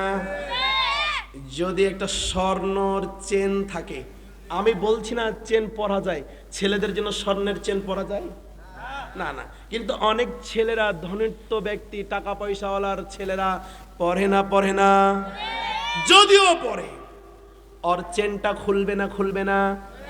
সব কিছু খোলার পর আপনাকে গরম পানি দেওয়া, গোসল করাবে না? এবারে দেখেন, গোসল দেওয়া কমপ্লিট, হতে পারে নারী, হতে পারে পুরুষ, গোসল দাও কমপ্লিট। আপনাকে এখন বাজারের সবচাইতে কম দামি কাপড়, সাদা কাপড় দিয়ে চকলেটের মতন প্যাকিং করবে না করবে না? এবারে বলেন তো, ওই কাফনের কি কোনো পকেট আছে? বলেন বলেন বলেন বলেন, ওই কাফনের কি কোনো পকেট আছে? এবার আপনাকে প্যাকিং করা হয়ে গেল, মসজিদের সামনে ঈদগাহর ময়দানে নিয়ে আসলো। শুরু হবে কি এবার? সবাই বলেন শুরু হবে কি? আপনার আমার জীবনে এমন একটা দিন আসবে না, আসবে না? একটু শান্ত, একটু এইদিকে তাকান, আমার দিকে তাকান। ভাই আমার, প্রিয় ভাই আমার, আপনি মরে গেছেন, আপনার জানাজা শুরু, আপনার ইমাম সাহেব দাঁড়িয়ে গেছে জানাজায়, হাজারো দিন শত শত জানাজাতে, অনেক জানাজাতে আপনি দাঁড়াইছেন, একদিন আপনাকে নিয়ে অনেক ব্যক্তিরা জানাজায় দাঁড়াবে না, দাঁড়াবে না? জানাজা শেষ, কাঁধে করে নিয়ে কারবালা কবরস্থানে চলে যাচ্ছে, কবরস্থানে চলে গেছে। কবরস্থানে যাওয়ার পর এই যে খাট আছে না, খাটলি বুঝেন আপনারা? এই খাটলের একটি পাল্লা খুলে দিয়েছে, পূর্ব দিকের পাল্লা কি করে দিয়েছে? খুলে দিয়েছে। ওই যে চকলেটের মতন বডিটা আপনার অথবা আমার, তিনজন অথবা দুইজন ব্যক্তিতে কি করবেন? ধরে নেবেন, ধরে নিয়ে কবরে রেখে দিবেন, যেই জায়গাতে শেষ করেছিলাম, বাঁশের ফালাটি। কিসের ফালাতে? এবার একটা একটা একটা একটা করে যখন বাঁশের ফালাটি দিবে, বলেন তো দুনিয়ার আলোটা আপনার জন্য নেমে যাচ্ছে না, যাচ্ছে না? এটা কি একদিনের জন্য না সারা জীবনের জন্য? এবার আপনার প্রতিবেশী একটা একটা করে বাঁশের ফালাটি দিচ্ছে, সুন্দর করে সাজিয়ে আসে, আস্তে আস্তে আস্তে শেষ রাউন্ড। কি রাউন্ড? শেষ রাউন্ড। একটা বাস দিলে কমপ্লিট, একটা বাস দিলে কি কমপ্লিট। ওই বাসটাও নিষ্ঠুর সমাজ, নিষ্ঠুর প্রতিবেশী, আত্মীয় স্বজন, ভাই বেরাদার, কেউ ওই কবরবাসীর জন্য দয়া দেখাবে? কেউ মায়া দেখাবে? একটাই বাঁশ বাকি আছে, ওটা দিলেই আপনার কবর অন্ধকার। কি হবে? অন্ধকার। ওই প্রতিবেশীরা, ওই ভাই বেরাদাররা ওই বাঁশটাও চাপাই দিয়েছে। চাপিয়ে দেওয়ার পর চাটাই আছে না আপনাদের দিকে? চাটাই যখন চাপিয়ে দেয়, ওই কবরে কি আর কোনো আলো বাতাস যায়? শেষ খেলা। খেলা কি? শেষ।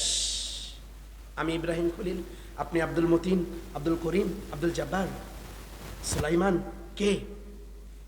আর কেউ আপনার নাম ধরে ডাকবে না। কোন ব্যক্তির কথা বলছো? ও অমুক ব্যক্তি, সে তো মারা গেছে, বহুত আছে। কি হয়েছে? 10 বছর পর, 5 বছর পর, প্রিয় ভাই আমার, প্রিয় বোন আমার, এই কবর মাটির সাথে এমন ভাবে মিশে যাবে যে দুদিককার মাটি, চারদিককার মাটি একসাথে একত্রিত হয়ে যাবে। ওই কবরের উপর দিয়ে পানি যাবে না, যাবে না। পরিচয় থাকবে। উদাহরণ, আপনার বাবা অথবা মা অথবা দাদা অথবা দাদি অথবা নানা অথবা নানি, কেউ যদি আজ থেকে না 10 বছর আগে মারা যেয়ে থাকে, আজকেই কারবালাতে যাবেন, দেখেন তো কারবালা কবরটা সমান হয়েছে না হয়নি? এমনও কবর আছে কোনো পরিচয় নাই, আছে না নাই? তারা কে ভাই? একটু মেন্টালি দিয়ে ভেবে দেখেন না, তারা কে? আমার দাদা, সেও তো একদিন এই পৃথিবীতে বসবাস করেছে না করে নাই? সে নানি, সেও তো একদিন এই পৃথিবীতে বসবাস করেছে। আজকে আমি বড় হয়েছি, বিয়ে করেছি, দাদা হয়েছি, নানা হয়েছি, নানিরও বয়স পেয়েছি, দাদিরও বয়স পেয়েছি, মারও বয়স পেয়েছি, বলেন একদিন ওই কারবালার অধিবাসী হব না হব না? ওই কারবালার প্রতিবেশী হতে হবে না হবে না? পরিচয় তো থাকবে না, চলে যাব। কেউ তো আমাদের খবর নেবে না। আমার ছেলেটা হয়তো 1 বছর, আমার ছেলেটা হয়তো 1 বছর, আমার ছেলে বিয়ে করেছে, তার বউকে নিয়ে ব্যস্ত, তার সংসার ছেলে মেয়েকে নিয়ে ব্যস্ত, ধন সম্পদ নিয়ে ব্যস্ত। আমার ছেলে হয়তো মাসে 2 বার অথবা গেল, ধীরে ধীরে আমার ছেলেও আমাকে কি করবে? কথা সত্য না মিথ্যা? কিভাবে সত্য? দেখেন, আপনার যে বাবা মারা গেছে, অথবা দাদা মারা গেছে, অথবা নানি মারা গেছে, অথবা নানা মারা গেছে, কয়বার জানো ওই কবরে? কথা আমার মনে বুঝতে পারছেন না? প্রথম 3-4 দিন, কিছু না হলে মরার পরের দিন সকালে কিছু না হলেও একটা সাদা টুপি মাথায় দিয়ে যায়। এ কথা সত্য না মিথ্যা? এবারে দেখেন, আপনিও তো কাউরির বাবা, অথবা কাউরির দাদা, অথবা কাউরির নানা, ও মা ও বোন, আপনিও তো কাউরির মা, অথবা কাউরির দাদি, অথবা কাউরির মা, অথবা নানি। আপনিও যেদিন মরে যাবেন, আপনার নাতি, আপনার সন্তান কবরে যাবে না। কথা সত্য না মিথ্যা? তাহলে যে হাদিসটা বলছিলাম, যে রাসূলুল্লাহ সাল্লাল্লাহু আলাইহি সাল্লাম বলছেন যে মানুষ যখন কারবালাতে চলে যায়, ওই কবরস্থানে চলে যায়, তার সঙ্গে কয়টি জিনিস যায়? ওয়াহিদ ইসনান সালাসা। কয়টি? কথা বলেন কয়টি? ফিরে আসে কয়টি? চিন্তা করেছেন? আরে কবরস্থান পর্যন্ত 3টি জিনিস যায়, আবার 3টির ভিতরে বেশি সংখ্যা কয়টি? 2টি আবার চলে আসে। এত অহংকার, এত কিছু, এত টাকা পয়সা, এত বাড়ি গাড়ি, এত সব কিছু, কারবালা পর্যন্ত, কবরস্থান পর্যন্ত জিনিস যাবে কয়টা? 3টা। এই 3টার ভিতরে আবার চলে আসবে কয়টা? থাকবে একটা, সেটা কি? আমল। যদি আমল ঠিক না থাকে, কি করবেন ভাই আমার? কি করবেন সেদিন? হ্যাঁ, আল্লাহ রাসূল সাল্লাল্লাহু আলাইহি সাল্লাম এক হাদিসে বলছেন যে মানুষ সবচাইতে বড় অসহায় পড়বে, বড় অসহায় হয়ে পড়বে, বড় মানে একদম ছোট মানুষ হয়ে পড়বে, অসহায় হয়ে পড়বে। কোথায় জানেন? কবরে। কবরে কেউ তাকে সাহায্য করবে না, কোনো বন্ধু যাবে না, কোনো ভাই যাবে না, কোনো ব্রাদার যাবে না, কোনো আত্মীয় স্বজন যাবে না, কোনো নেতা যাবে না, কেউ যাবে না। কবরে সে অসহায় পড়বে। যখন বাঁশের ফালাটি একটা করে দেওয়ার পর চাটাই চাপিয়ে দেওয়া হবে, সে একাই হয়ে গেল। দুনিয়া তার জন্য সবকিছু স্বার্থপর হয়ে গেল। কি হয়ে গেল? স্বার্থপর। কেউ না। যেই স্ত্রীকে নিয়ে 10 বছর 20 বছর এক ঘরে এক বিছানাতে ঘুমাইছি, আমি ইব্রাহিম খলিল যদি মরে যাই, আপনি আব্দুল সালাম, আপনি আব্দুল মতিন যদি মরে যান, ওই মহব্বতের স্ত্রী, ওই প্রিয়তমা স্ত্রী একটা রাত কি আমার লাশের পাশে ঘুমাবে? কথা সত্য না মিথ্যা? জোরে বলেন, কথা সত্য না মিথ্যা? আপনার স্ত্রীর একা দোষ না। আমি ইব্রাহিম খলিল বিন ইসমাইল, আপনি আব্দুল সালাম বিন আব্দুল মতিন। আচ্ছা, আপনার স্ত্রী যদি মরে যায়, আমার স্ত্রীর লাশের পাশে কি আমি এক রাত একা থাকতে পারবো? যে স্ত্রীকে নিয়ে ঘর করলাম, এত সুন্দর করে 2-3টা সন্তান দিয়ে একটা পরিবার সাজালাম, যে স্ত্রীকে রাতের পর রাত এক বিছানায় এক কম্বলের নিচে নিয়ে শুয়ে থাকলাম, এই স্ত্রীও যদি মরে যায়, আরে ভাই 1 ঘন্টা আগে আমার সাথে কথা বলেছে যে স্ত্রী, ওই স্ত্রী যদি মরে যায়, সমাজের সব মানুষ যদি বলে আজকে রাত্রে তো মাটি দেওয়া যাচ্ছে না, তো আপনি যেহেতু স্বামী, একাই এ ঘরে খিল লাগিয়ে মানে একাই আপনি দরজা লাগিয়ে আপনার স্ত্রীর পাশে শুয়ে থাকেন, বলেন তো 1 ঘন্টা আগে যে স্ত্রী আমার সাথে কথা বলেছে, নিঃশ্বাসটা বন্ধ হয়ে যাওয়ার পরে একাই সে স্ত্রীর পাশে থাকতে ভয় লাগবে না? লাগবে না? কথা সত্য না মিথ্যা? এরই নাম হচ্ছে মরণ। এরই নাম কি? মরণ।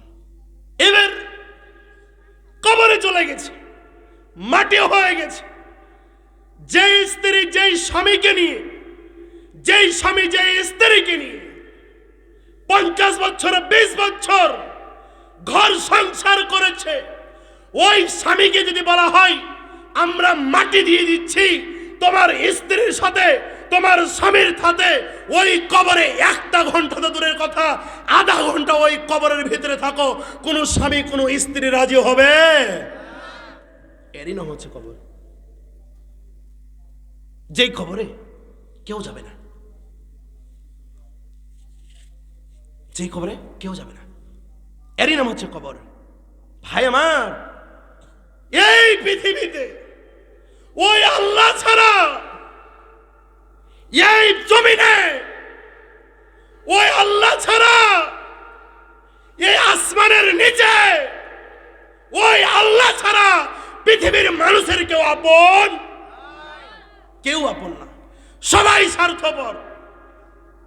আমার স্ত্রী যদি ইয়াং থাকে, কি থাকে ইয়াং মানে বুঝেন, শক্তিশালী যদি স্ত্রী হয়, বয়স যদি থাকে, আমি স্বামী যদি মরে যাই, ওই স্ত্রী হয়তো 10 দিন 1 বছর বলবে আমি বিয়ে করবো না, তবুও শেষ দিন শেষে তার বিয়ের প্রয়োজন আছে না নাই? কথা বলেন। এবার স্ত্রী যদি মরে যায়, স্বামী হাজারো ফেরেশতা হোক, দিন শেষে তার বিয়ের প্রয়োজন আছে না নাই? তার মানে কি, ওই কবরে পড়ে থাকবেন আপনি, আপনার স্ত্রী আরেকটা ছেলেকে নিয়ে স্বামী গ্রহণ করে বৈধভাবে কি করছেন, ঘুমাচ্ছেন, সংসার শুরু করেছেন। আপনি আপনি ওই স্বামী, আপনি ওই স্বামী, আপনি ওই স্ত্রী কবরে চলে গেছেন। বোন আমার শুনো, মা আমার শুনো, তুমি কবরে চলে গেছো, তুমি কবরে চলে গেছো। তোমার এই স্বামী 1 বছর পর 2 বছর পর বিয়েতে আবদ্ধ হবে না, হবে না। তার মানে কি, দুনিয়াটা কেউ আমার আপন না, দুনিয়াতে কেউ না, দুনিয়ার কেউ আপন না। ভাই আমার, 1 বছর পর সন্তান মেতে যাবে, 1 বছর পর ছেলে মেয়ে সবাই মেতে যাবে নিজের নিজের জীবন নিয়ে, কিন্তু আমি একদিন ওই বাঁশ বাগানে পড়ে থাকবো না, থাকবো না? কথা বলেন। ঘুম আসতেছে আপনাদের? একটু চিন্তা করে দেখেন, আজকে যদি মরে যান, কখন মরে যান? আমার 2 সাইডে 2জন সম্মানিত ব্যক্তি আছেন, আজকে যদি মরে যান, বলেন তো ভাই, আজকে এখন যদি মরে যান, কালকে এখন কোথায় থাকবেন? বুকে হাত দিয়ে বলেন, সত্যি কথা এটা। অনেক মানুষ বিশ্বাস করে না কেন এটা? আর যদি বিশ্বাস করতে আল্লাহর ইবাদত করে না কেন, আমাকে বোঝান তো দেখি।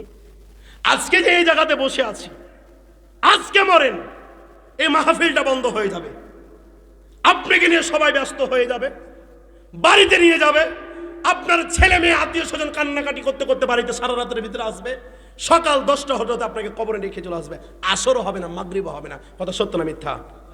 এই তো আমাদের জীবন। কিসের এত বাহাদুরি রে ভাই? এই ভাই, কিসের এত বাহাদুরি? কাকে দেখাচ্ছেন এত বাহাদুরি? কে আপনার বাহাদুরি দেখবে? যে আল্লাহ আপনাকে টাকা দিয়েছে, যে আল্লাহ আপনাকে কথা বলার শক্তি দিয়েছে, যে আল্লাহ আপনাকে নিঃশ্বাস চালু করার শক্তি দিয়েছে, যে আল্লাহ আপনাকে দেখার শক্তি দিয়েছে, দিন শেষে ওই রবের ইবাদত করতে হবে না, হবে না? করবেন ইনশাল্লাহ? আবার বলেন ইনশাল্লাহ, আবার বলেন ইনশাল্লাহ। তবে আমার মা বোনেরা, আমার কিছু মা বোনেরা কি করে না, আল্লাহকে ভয় করে না। যদি ভয় করতো, কাকে ভয় করতো? এদিকে দেখেন যুবক ভাই, এদিকে। যদি আল্লাহকে ভয় করতো, পর্দা করতো না, করতো না? সমাজে বেপর্দা নারী আছে না নাই? আমরা ইস্কনদের কথা শুনেছি। ইস্কন তারা কি মুসলিমদের গ্রুপ না হিন্দুদের গ্রুপ? তারা, আমরা শুনেছি, আমার এক বোনকে কিছুদিন আগে ধর্ষণ করেছে না করে নাই? 1টা 2টা 3টা প্রকাশ হয়েছে। এই জন্য মুসলিম জাতি খুবই উগ্র হয়ে গেছে, তাদেরকে মারবে, তাদেরকে শেষ করে দিবে। একটা ভাইরাল হয়েছে, চুপি দিনে রাত্রে হাজারো নারীকে নির্যাতন করা হয়, যা কল্পনার বাইরে, চিন্তা করতে পারবেন না। কথা সত্য না মিথ্যা? হাজারো মাকে, হাজারো বোনকে দিনে রাত্রে এই বাংলাদেশ থেকে ইন্ডিয়ার মাটিতে পাচার করে দেয়, যা কল্পনার বাইরে রয়েছে মিয়া, যা মিডিয়ার সামনে আসে না, মিডিয়া বুঝতে পারে না। একটা ভাইরাল হয়, ওইটাকে নিয়ে আমরা 10 দিন আমরা চিল্লা ফাল্লা করেছি, আবার চেপে গেছি না, যাইনি, চুপচাপ আছি না আমরা। কিন্তু ওনারা কি ভাইরাল করে করবে, সবাইকে জানাবে?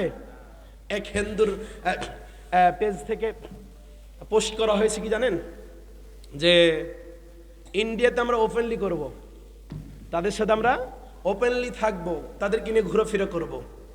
বাংলাদেশে তোমরা যারা আছো তোমরা তারা গোপনে করিও, তাদেরকে নিয়ে গোপনে জীবনযাপন করিও। হাজারো বেপরদা নারীদের কারণে হয়তো তারা নামে বোরখা পরে, কিন্তু বোরখার ভিতরে কি ঢুকে আছে? শয়তান ঢুকে আছে না নাই? কথা বলেন, আছে না নাই? সমাজের 90% বোরখাওয়ালা বলা যায়, এখন সমাজের 90% বোরখাওয়ালা বলা যায়। আল্লাহর বিধান উপর উপর তারা মানে, ভিতর ভিতর তারা আল্লাহর বিধান মানে। কি বলবেন, কাকে বুঝাবেন? আমার মেয়ে কলেজে বোরখা পরে যায়, তার 2টা বন্ধু আছে, এই কি বোরখাওয়ালা? কথা কি আমার বুঝতে পারছেন না আপনারা? আজকে আমার মেয়ে এত সুন্দর করে বোরখা পরে যায় গো, চোখ দুটা দেখলে তাকিয়ে থাকতে মন চায়। এমন মেয়ে সমাজ আছে না নাই? এই মেয়ে ফোন চেক করে দেখেন 2-3 জন কি আছে, বন্ধু আছে মুসলিম, যার সাথে বিয়ে হওয়া হালাল, যার সাথে বিয়ে হওয়া হালাল। হালাল মানে কি? বিয়ে যাকে করতে পারবে, এর সাথে বন্ধুতালি একজন অবিবাহিত নারী, পূর্ণ অবিবাহিত নারী করতে পারে বন্ধুতালি? তাহলে বোরখার দাম থাকলো না, শেষ হয়ে গেল? আছে না নাই আমাদের সমাজে? এই বেলজ্জা নারীদের কারণে আজকে পরিবার নষ্ট, আজকে সমাজ রাষ্ট্র, আজকে রাষ্ট্র নষ্ট। কথা ঠিক কিনা? আজকে মা বোনদের কারণে আজকে মুসলিম মেয়েকে হিন্দুরা ধর্ষণ করে, মানে কেমনে সাহস পায়? আরে হিন্দু তো আবার কেমনে সাহস পায় বলেন আমাকে? এই মুসলিম নারীর দোষ আছে না নাই? শুধু কি বলবেন আপনি ওই হিন্দু ছেলের দোষ আছে? আপনি ওই হিন্দু বলছেন ওরে বাবা ইস্কনকে মাটির নিচে দাবিয়ে দাও। ইস্কনকে যে মাটির নিচে দাবাবেন তার আগে আপনার বোনকে দাবান মাটির নিচে। কথা ঠিক কিনা? আজকে আমার ইস্কনের বিরুদ্ধে লেগে যাচ্ছি। ইস্কন ইস্কন ইস্কন কি, ইস্কন কি করেছে আপনার? আপনি ইস্কনের কাছে না গেলে কি ইস্কন আগে আসতে পারবে? ক্ষমতা আছে? কেন যাচ্ছেন? কেন যাচ্ছেন ইস্কনের কাছে? আজকে আমারই মেয়ে যাচ্ছে, আপনারই মেয়ে যাচ্ছে, আপনার বোন যাচ্ছে, আমারই বোন যাচ্ছে তাদের কাছে। আর যদি তাদের কাছে বিক্রয় না হয়ে যেত, তাদের সাহস কি ছিল আমাদের দিকে এগিয়ে আসা? কেমনে করে ভাই? ইস্কনদের আরেকটু কৌশল দেখেন, এগুলো নিয়ে আমরা কাজ করতেছি। কৌশল দেখেন, তারা বলতেছে যে কোনো মুসলিম নারী যদি তোমার ভালোবাসায় মুগ্ধ হয়ে যায়, কি হয়ে যায়? মুগ্ধ হয়ে যায় কোনো মুসলিম নারী, তাহলে তার সতীত্ব নষ্ট করার জন্য তোমরা তাকে বলবা যে আমি আমার ধর্মকে ত্যাগ করে তোমাদের ইসলাম ধর্মকে গ্রহণ করে নিব। মুসলিম নারীরা তো হোকে মাগে, একজন হিন্দু ছেলেকে তো আমি কি করতে পারবো? মুসলমান করতে পারবো। এর কোন আবেগী নারী আছে না নাই? তারা পাগল হয়ে যায়, তাদের মেন্টালি হারিয়ে যায় যখন একজন বৌদ্ধ যুবক বলে আমার সাথে তুমি মিলামিশা করো, তোমার সতীত্বকে নষ্ট করো, আমার ধর্মকে বাদ দিয়ে তোমাদের ইসলাম ধর্মকে গ্রহণ করব। এটা ধোঁকাবাজি ছাড়া আর কিছু হতে পারে? কেউ সামান্য আরে ওদের ধর্মের ভিতরে মেয়ে নাই, তোমার ধর্ম কেন গ্রহণ করতে আসবে? ওদের ধর্মের ভিতরে সুন্দরী মহিলা নাই, তোমার ধর্ম কেন গ্রহণ করতে আসবে? তার মানে কি? তোমার সতীত্ব নষ্ট করার পর্যন্ত আগ পর্যন্ত থাকবে।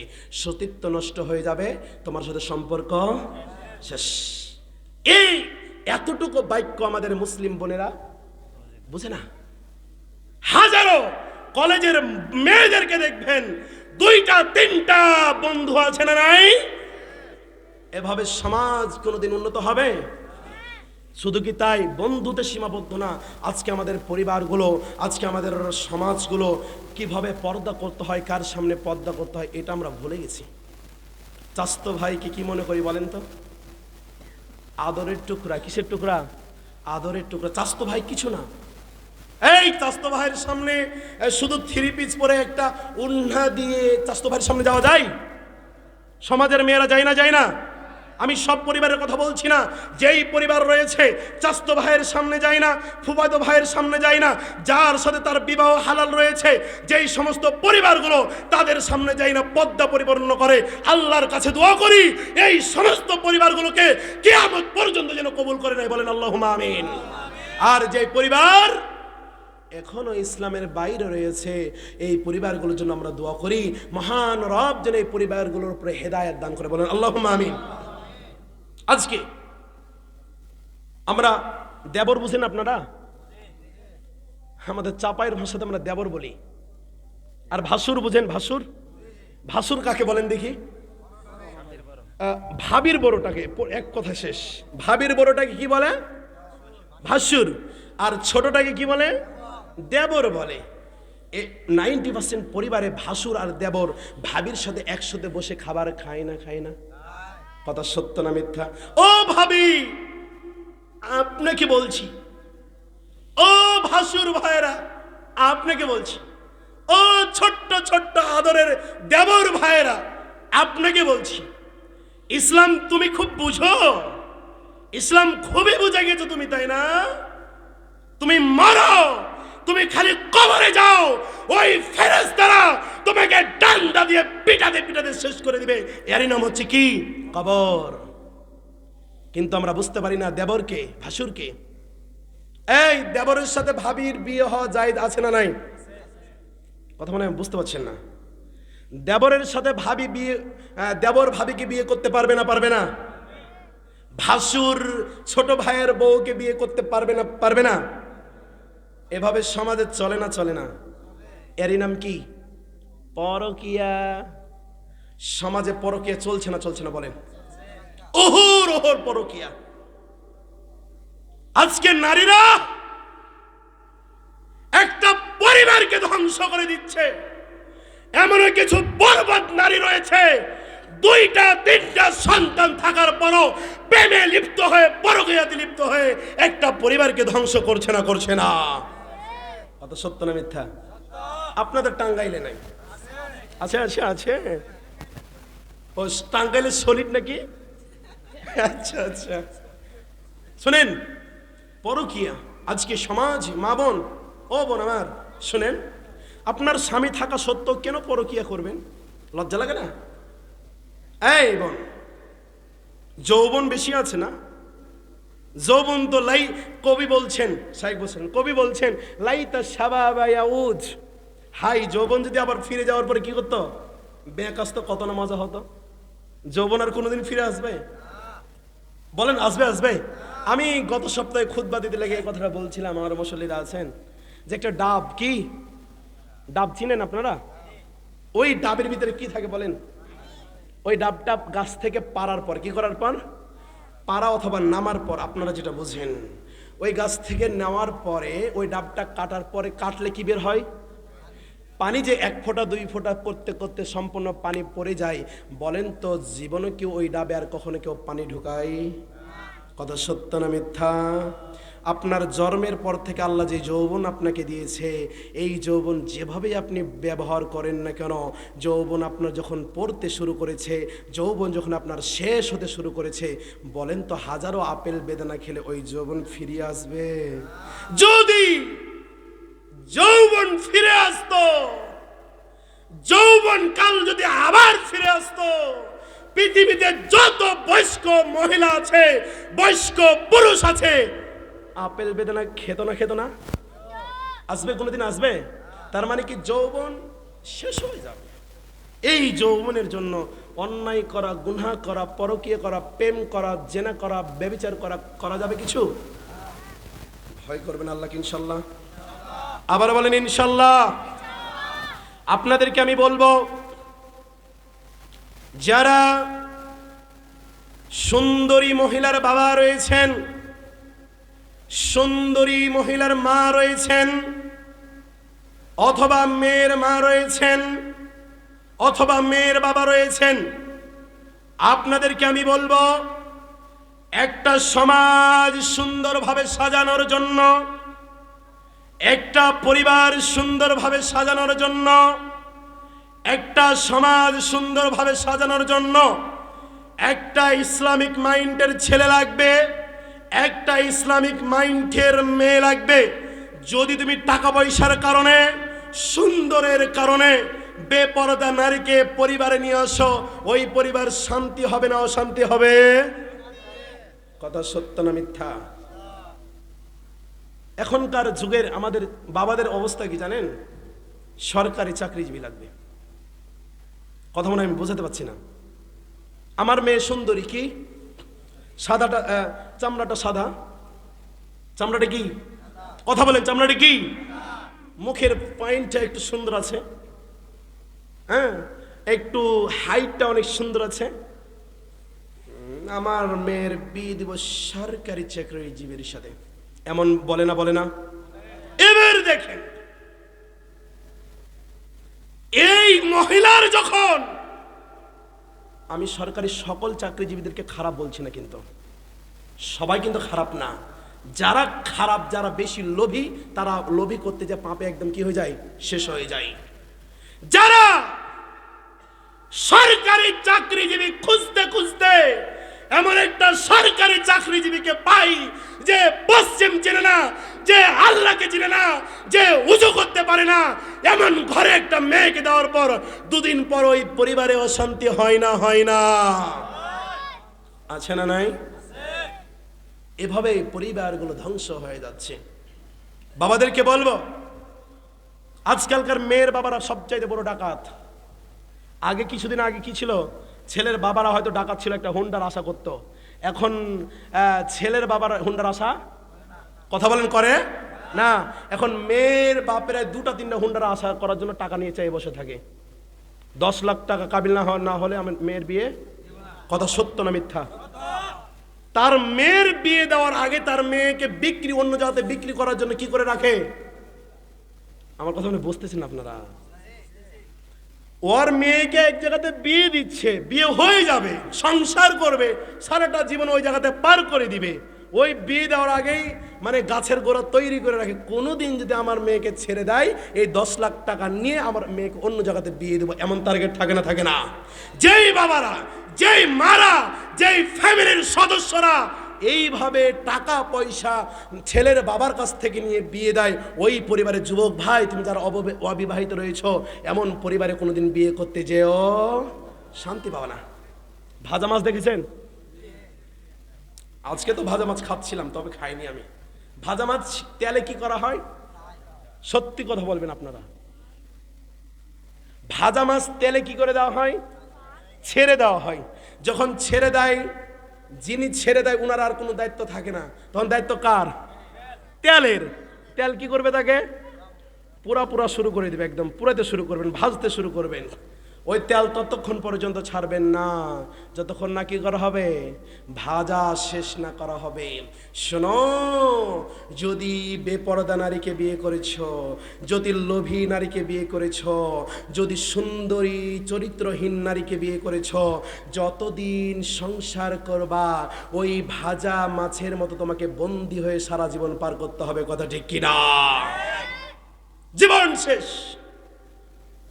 যেই ভাইয়ের সাথে বিয়ে হওয়ার আগে ভাইয়ের সাথে ভালো পরিচয় ছিল, যেই মা বাবার সাথে বিয়ে হওয়ার আগে ভালো সম্পর্ক ছিল, উলঙ্গ বেপরদা নারীকে বিয়ে করার কারণে ওই ভাইয়ের সাথে সম্পর্ক নষ্ট হয়েছে, ওই মা বাবার সাথে সম্পর্ক নষ্ট হয়েছে, এমন পরিবার আছে না নাই?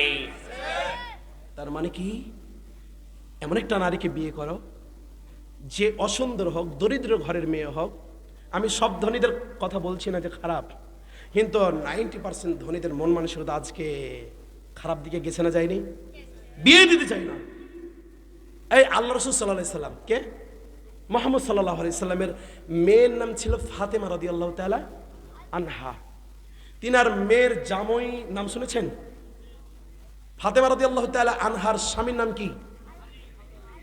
সত্যি করে কথা বলেন, শাইখ বসে আছেন, নাম কি? আলী রাদিয়াল্লাহু তাআলা আনহু। বলেন, আলী রাদিয়াল্লাহু তাআলা আনহু কত কোটি টাকার মালিক ছিলেন? মানে আমার কথা বুঝতেছেন না মনে হয় আপনারা। আলী রাদিয়াল্লাহু তাআলা আনহু তিনি কত কোটি টাকার মালিক ছিল? না শাইখ, আচ্ছা তিনি যে কোটি টাকার মালিক ছিল না, কেমনে করে, কোন সাহসে রাসূলুল্লাহ সাল্লাল্লাহু আলাইহি সাল্লামের মতন ব্যক্তির মেয়েকে বিয়ে করার সাহস পেল? রাসূলই ভালো জানেন, দেখছেন মুরব্বি কয়ে ফেলেছে। তাহলে দেখে না, রাসূল তো ভালো জানেন, আমরা তো জানি রাসূল সাল্লাল্লাহু আলাইহি ওয়াসাল্লাম হাদিস থেকে। তার মানে কি আলী রাদিয়াল্লাহু তাআলা কি ছিল? দরিদ্র তো ছিল, তিনি চরিত্রবান ছিলেন, পরেশগার ছিলেন, তাকওয়াবান ছিলেন, সালাত আদায় করতেন। রাসূলুল্লাহ সাল্লাল্লাহু আলাইহি ওয়াসাল্লাম তিনার টাকার দিকে তাকায় তিনার কিসের দিকে তাকাইছে? চরিত্রের দিকে তাকাইছে। আজকে আমার মেয়ের বিয়ে দিতে গেলে ওই ছেলে পশ্চিম চিনে কি চিনে না জানি না, টাকনুর নিচে কাপড় পরে কি পরে জানি না, চুল বড় করে রাখে কি জানি না, ফজরের সালাত আদায় করে কিনা জানি না, জোহরের সালাত আদায় করে কিনা জানি না, কিছু থাক আর না থাক, ওই ছেলের বাবার যদি টাকা থাকে পয়সা থাকে, চোখ বুন দিয়ে কি করো? মেয়েকে দিয়ে দাও। এমন দেয় না, দেয় না? দুদিন পর এই পরিবারে অশান্তি শুরু হয় না, হয় না? প্রিয় ভাইরা আমার, যাই করেন সমজা রেখে, ভ্রাতৃত্ব রেখে বিয়ে দিবেন বোনের। নোংরা ছেলের সাথে বিয়ে দিবেন না। দরিদ্র ঘরের সন্তানকে বিয়ে দরিদ্র ঘরের সন্তানদের কাছে বিয়ে দিবেন, দরিদ্র ঘরের সন্তানদের কাছে বিয়ে দিবেন। তবুও কখনো নিজের বোনটাকে, এমনও পরিবার আছে ভাই, শোনেন এদিকে তাকান, এমনও পরিবার আছে বোনেরা যুদ্ধ করে করে ওই পরিবারে বসবাস করে, না মাকে বলতে পারে না বাবাকে বলতে পারে। এমন পরিবার আছে না নাই? মনে হয় আপনারা বুঝতে পারছেন আমার কথা। অনেক বোন আছে যা বাবাকেও বলতে পারে না, যা মাকেও বলতে পারে না স্বামীর কষ্টের কথা। এমন পরিবার আছে না নাই? আমার মনে হয় এখন 90% পরিবারগুলো এভাবেই চলছে। কারণ মেয়ের সাথে জুলুম করে টাকা পয়সাওয়ালা ছেলের সাথে কি করেছে? বিয়ে দিয়ে দিয়েছে। ওই ছেলে গাঁজা খায় জানতো না, ওই ছেলে ধূমপান করে জানতো না। এমন ছেলের সাথে বিয়ে দেওয়ার পর বলেন তো অশান্তি সমাজ বাড়িতে ফ্যামিলিতে হয় না, হয় না? আজকে হাজারো ছেলে ধূমপান করে না, করে না? সত্যি কথা বলবেন, ধূমপান করে না, করে না? আচ্ছা, আপনি ছেলে, আপনি কি, আপনি ধূমপান করেন, আপনার স্ত্রী যদি ধূমপান করতো আপনি মেনে নিতেন? মানে বুঝতেছেন না আমার কথা? আপনি ছেলে তাই টাকা ইনকাম করেন, ভালো কথা, চাকরি করেন, ভালো কথা, তো আপনার স্ত্রী যদি ধূমপান করতো মানতেন না কেন? মানে কি করতো?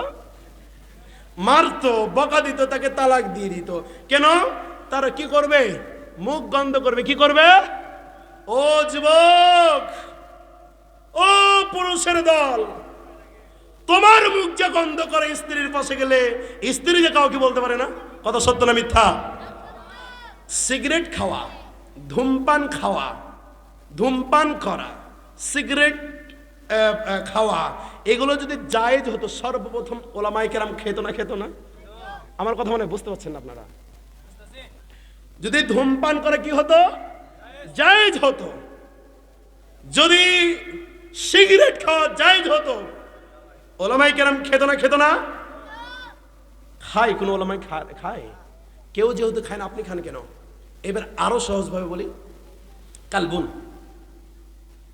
কালবুন নাম কি? আল্লাহ নাম দিয়েছেন কালবুন। আমরা বলি কি? কুত্তা। কথা বলেন, নাম কি? কুত্তা। কুত্তা নাম কি? কুত্তা। এবার বলেন গরু, ছাগল, বিড়াল। কুত্তা, গরু, ছাগল, বিড়াল, তারা কেউ কি ধূমপান করে? যেই বিড়াল, যেই কুত্তা, যেই গরু, ছাগল এই ধূমপান করে না, এই ধূমপান করে কে? মানুষ। লজ্জা লাগে না? আরে রাস্তার কুত্তার চাইতে ওই ব্যক্তি খারাপ। কথা সত্য না মিথ্যা? কুত্তার বিবেক আছে যে ধূমপান আমার জন্য জায়েজ। কথা সত্য না মিথ্যা? বলেন না, বলেন। রাস্তার কুত্তারও একটা বিবেক আছে যে এই ধূমপান আমার জন্য না, কারণ আমাকে সৃষ্টি করেছে কে? এই গরু ছাগলও জানে এই ধূমপান আমার জন্য না, সৃষ্টি করেছে কে?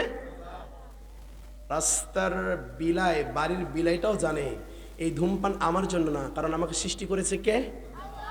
কিন্তু কে জানে না? মানুষ জাতি জানে না যে আমাকে সৃষ্টি করেছে কে। ও জানে না। এমনও বেলজ্জা পুরুষ আছে। কি লজ্জা পুরুষ আছে?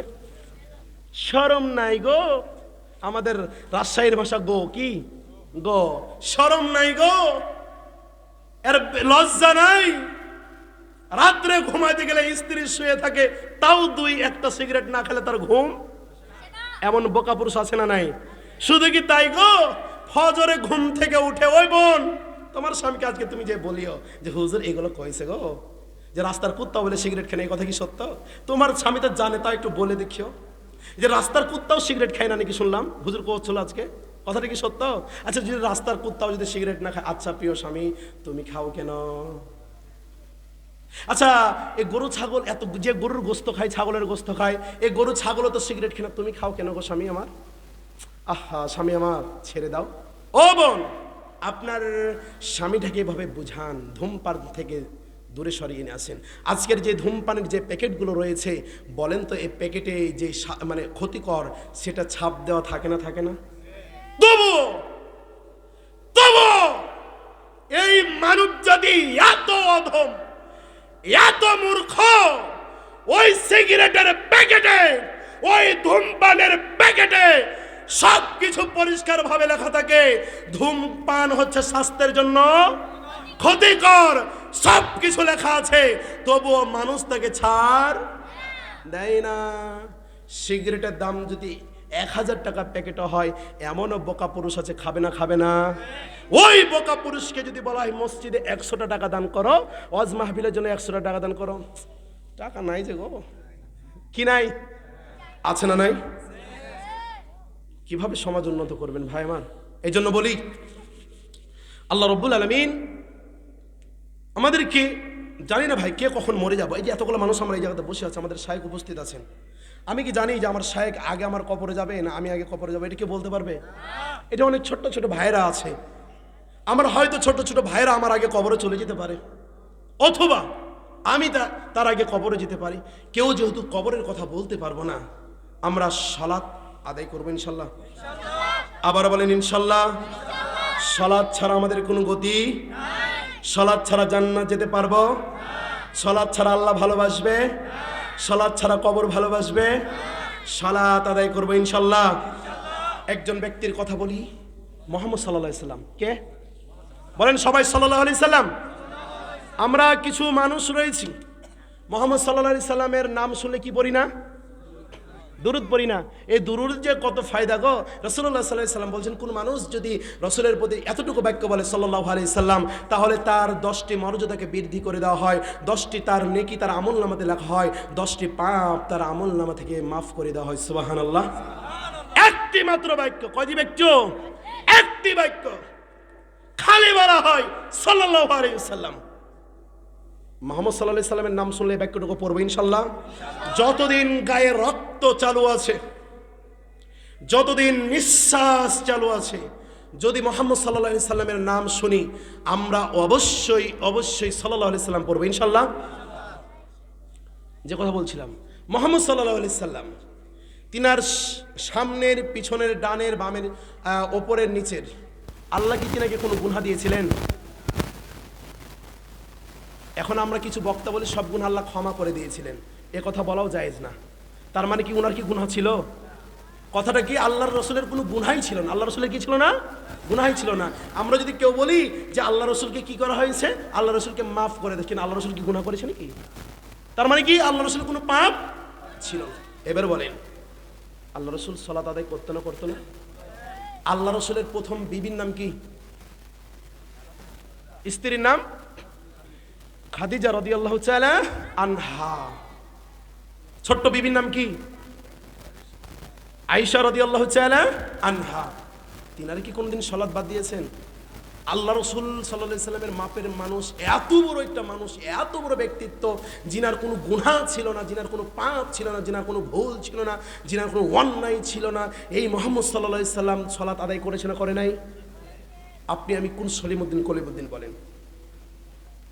ডানে তাকালে পাপ, বামে তাকালে পাপ, সামনে তাকালে পাপ, পিছনে তাকালে পাপ, উপরে তাকালে পাপ, নিচে তাকালে পাপ, গুনহার গুনাহ, পাপ আর পাপ। এত পাপ নিয়ে, এত গুনাহ নিয়ে কিভাবে ফজরে যখন আজান হয় কিভাবে ঘুমিয়ে থাকতে পারি? লজ্জা লাগে না? কি লাগে না? মুয়াজ্জিন সাহেব বলে না, আসসালাতু খায়রুম মিনান নাওম, বলে না? বলে না? মনে হয় সপ্তাহে একদিন বলে।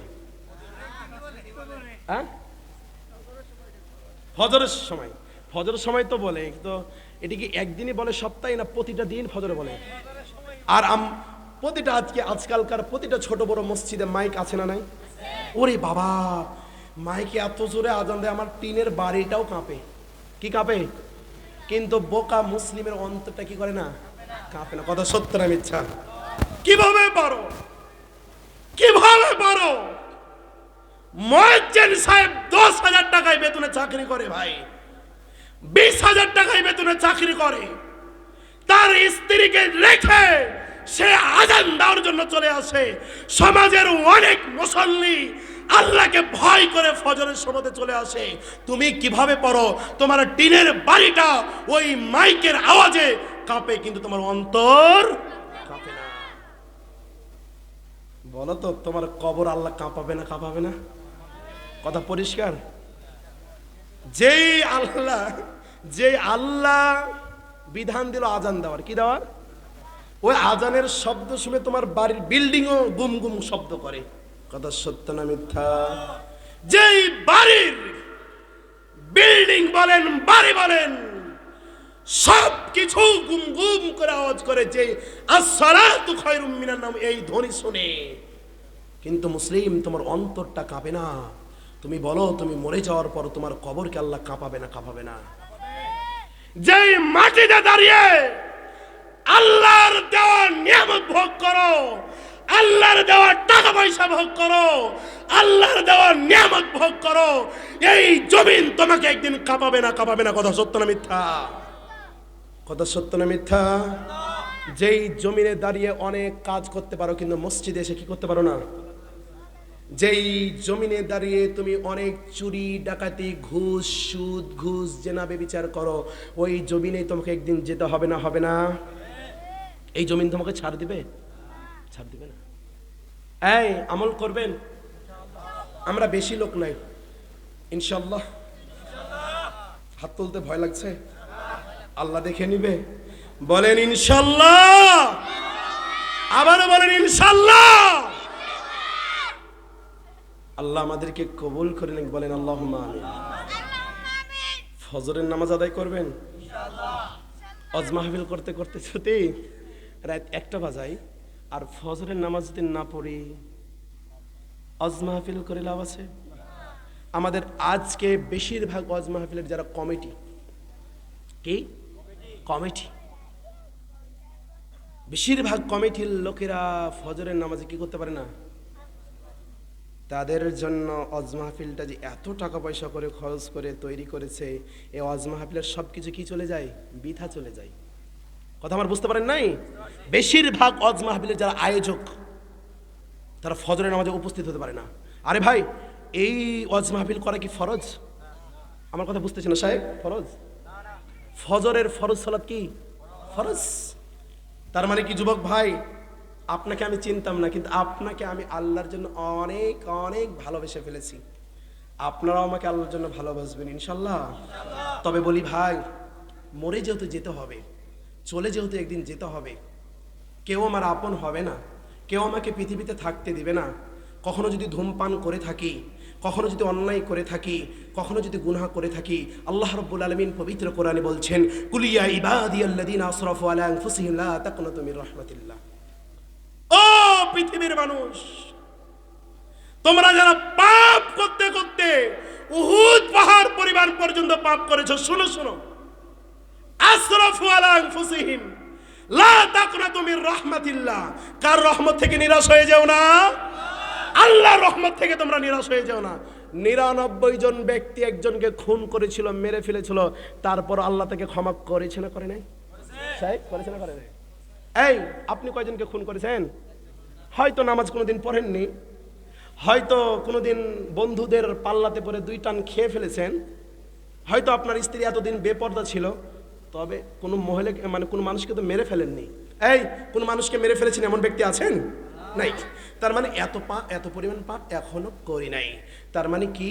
আল্লাহ বলছেন, কুল ইয়া ইবাদিয়াল্লাযীনা আসরাফু আলা আনফুসিহিম লা তাকনাতু মির রাহমাতিল্লাহ।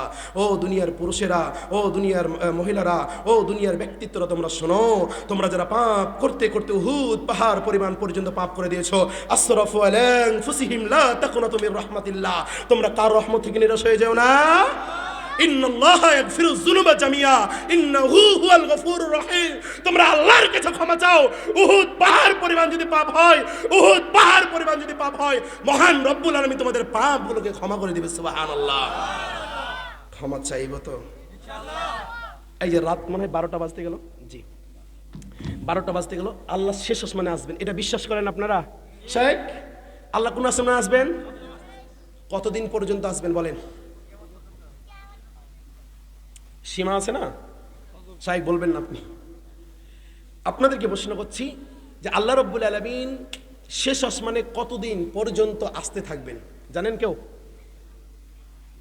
হায় আফসোস, হায় আফসোস। লা পৃথিবী তো আছেই না। পশ্চিম দিকে যখন সূর্য উঠে যাবে, কোন দিন দিকে? পশ্চিম দিকে, যে তারপর থেকে সূর্য উঠে যাবে, আল্লাহ রাব্বুল আলামিন আর শেষ আসমানে আসবেন না, এবং মানুষের কি করবেন না? দোয়া কবুল করবে না, সব কিছু বন্ধ হয়ে যাবে সেদিন। ও প্রিয় ভাইরা আমার, যেদিন আল্লাহ রাব্বুল আলামিন আর ডাক দিবে না, আর বলবে না কে আছো আমার কাছে ক্ষমা চাও, আমি ক্ষমা করে দিব। আল্লাহ যেদিন বন্ধ করে দিবে, কে আছো আমার কাছে মাপ চাও, আমি তোমাদেরকে মাপ করে দিব, ওই দিন আসার আগে রবের কাছে দুই হাত উত্তোলন করে দুই চক্ষু দিয়ে পানি ঝরিয়ে ঝরিয়ে নিজের পাপের জন্য, অন্যায়ের জন্য ক্ষমা চাইতে পারবো ইনশাআল্লাহ। যেদিন আল্লাহ সবকিছু বন্ধ করে দিবে, এই দিনটা আসার আগে রবের কাছে ক্ষমা চাইবো তো? আবার বলেন ইনশাআল্লাহ, আবার বলেন ইনশাআল্লাহ। মহান রব্বুল আলামিন আমাদের সবাইকে, যারা আজকে আমরা ওয়াজ মাহফিলে উপস্থিত আছি, মহান রব্বুল আলামিন আমাদের সবাইকে কবুল করে নেক, বলেন আল্লাহুম্মা আমিন। যারা আজকের এই ওয়াজ মাহফিলের আয়োজন করেছেন, আমার সকল যুবক ভাইদের জন্য দোয়া থাকবে, যারা সময় দিয়ে, শ্রম দিয়ে, অর্থ দিয়ে, টাকা দিয়ে, কথা দিয়ে, রক্ত দিয়ে সুন্দর করে এত সুন্দর একটা ওয়াজ মাহফিলের আয়োজন করেছেন, আমি সকল ভাইদের জন্য দোয়া করব, মহান রব্বুল আলামিন সকল ভাইকে কবুল করে নেক। আমরা সকলে বলি আল্লাহুম্মা আমিন। আবার বলেন আল্লাহুম্মা আমিন। এবং আমার জন্য একটু দোয়া করবেন। জানুয়ারি মাসের 17 তারিখ থেকে মুর্শিদাবাদ, কলকাতা একটানা 17টি মাহফিল আছে। কয়টি? এমনিতে আমাদের বাংলাদেশ থেকে ওনারা দেখতে পারে না, কি করতে পারে না? দোয়া করবেন যেন কোনো ঝামেলা না হয়। ইসলামের দাওয়াত শিরিক মুক্ত, বেদাত মুক্ত, প্রতিটা পরিবারে, প্রতিটা মহল্লায়, প্রতিটা জায়গায় জায়গায় আমরা যেন শিরিক মুক্ত, বেদাত মুক্ত কথাগুলো ছড়িয়ে দিতে পারি। মহান রব যেন কবুল করে নেয়, বলেন আল্লাহুম্মা আমিন। আবার বলেন আল্লাহুম্মা আমিন। আমার দুই পাশে দুইজন ব্যক্তিত্ব বসে আছেন, মহান রবের কাছে বিশেষভাবে দোয়া করি, মহান রব যেন আমার এই দুইজন ব্যক্তিত্বকে আল্লাহ রব্বুল আলামিন যেন নেক হায়াত দান করে দেন, বলেন আল্লাহুম্মা আমিন। যখন আমাদের মৃত্যু হবে, যখন আমাদের সবার মৃত্যু হবে, আমরা সবার জন্য দোয়া করি, সবাই যেন কালেমা পড়তে পড়তে মৃত্যুবরণ করতে পারে। মহান রব্বুল আলামিন কবুল করেন, বলেন আল্লাহুম্মা আমিন। আজকের বক্তব্য এই পর্যন্ত ছিল। মহান রব্বুল আলামিন আমাদের সবাইকে কবুল করে নেন। আবারও বলেন আল্লাহুম্মা আমিন। সাইকে একটু দোয়াটা করে দেন, একটু দোয়াটা করতেছি।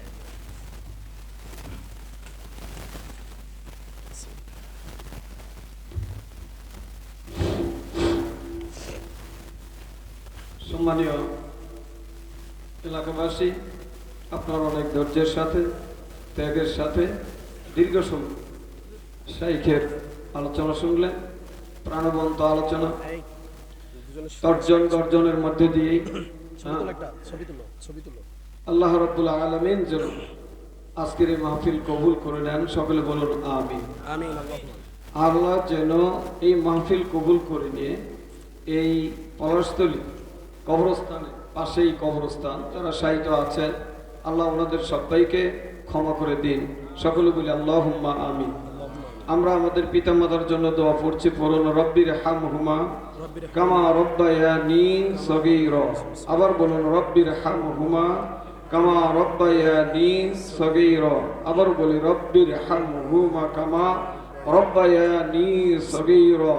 আল্লাহ পাক আপনাদের ও আমাদের সবাইকে নেক হায়াত দান করুন। আবার বলি আল্লাহুম্মা আমিন।